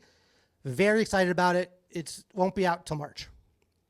5, 5th generation warfare. There's a great episode of Grim Grizz and Jordan Hall on the Grim Grizz YouTube channel, maybe it's Griswold Grim or Grim Grizz, about fifth generational warfare. I don't know what it's called, but if you search Grim Grizz, Jordan Hall, you will find it. It's within the last year or two. It's great, and it's one of the best primers on fifth generational warfare. 6, post-liberalism. If that interests you, you can search on YouTube Benjamin Boyce. He's been having conversations specifically about post-liberalism, all the different facets. Check out his work. It's super, super interesting. And he just talks to people who are post-liberal in all different ways. He's trying to like map and chart that stuff. Yeah, that's someone that I would like love to have a conversation with and pick his brain about the map that he's seeing. 7, Epstein. 8, the postmodern condition. Some of these are more likely than others to receive follow-up essays, fiction, conversations. Your opinion counts, so leave it in the comments. Certainly, I can be influenced. Yeah, like if I don't know, if there's some part of this you go, I would love a follow-up on this thing. Like you can't leave this on the floor. I mean, let me know. You know, I'll take it seriously. I can tell you that I have a draft titled, but not started, that's about Heidegger's The Question Concerning Technology, which I read last month, 2 months ago now. I also have a draft that I started responding to Ross Bird's recent Substack essay, The Master Soil Tiller. That Ross Bird response will definitely come before the Heidegger stuff, but I really want to get to the Heidegger stuff. And I have a great name. I'm really happy for the name I have for that. I'm currently reading The Anglican Way, which is about what it means to be an Anglican, and The Circle. Circle is by Dave Eggers. I've been struggling to find time for reading. Part of that was because this essay like consumed my life for a month, and all of my waking hours in free time were this essay, as you can probably sense and feel. But I love this book, The Circle. There's a part where I talked about using technology to get objective truth and cameras being everywhere. I don't know if I hadn't read that yet in The Circle, but The Circle's about that and other things. It's really, really good. The Circle by Dave Eggers. And of course, I'm taking little bites from Awakening from the Meaning Crisis and The Master and His Emissary. And yesterday, I saw a friend, and they were like, hey, here's a copy of The Language of Creation by Mathieu Peugeot. I think you're supposed to have this book. And I was like, cool, another giant book that I don't have time to read. Thanks so much, man. He was like, what do you think we started meeting in a coffee shop like once, twice a month and like started discussing the book? And I was like, okay, so now I'm in a book club for Language of Creation. So yeah, I mean, the chapters are actually short. I read like 3 chapters yesterday and they're like a few pages each. And it's a very good, very, very good friend of mine. So yeah, some of Matthew's stuff will probably start streaming in here because I'll be looking at it, little bites. I don't know. Why do I read 10 books at once? I always have, even since I was young. I have a fractured mind. I'm on the edge of madness. You know that. If you made it to the end, you know this is the edge of madness. This is not madness. My life is going really well and really wonderful. But yeah, here we are, dude. However, unless fate steers me from my lightning bolt path, I got access to my old WordPress blog. Oh yeah, like 2015. And I found a draft that would have been the last essay I wrote before I deconstructed. It's like 2015 or early 2016. That will probably be next, functioning as a prelude to a 10-part series. It's actually an 11-part series with a title inspired by my friend Neil, Reconstructing My Reconstruction. If you go to the Neil Daedalus channel, I'm too tired to spell Daedalus, but I think it's Daedalus. He has 2 videos up called Deconstructing My Deconstruction, and they're great. They're great. So yeah, thanks, Neil. You inspired me for this thing. At some point, Neil and I are going to talk this year, but Neil and I are good enough friends that like I don't think there's a rush. It's like we're going to get to it, and it's going to be really cool when we get to it, and I'm super excited to talk to Neil. It is very possible that I start posting more than once a week, at least occasionally. Well, we've started that. There are only 52 weeks in a year, and I fear that I have more than 52 things to say this year. Again, and for the last time, until the next time, grace and peace. Ta-ta for now. Of course, you come back here. Of course.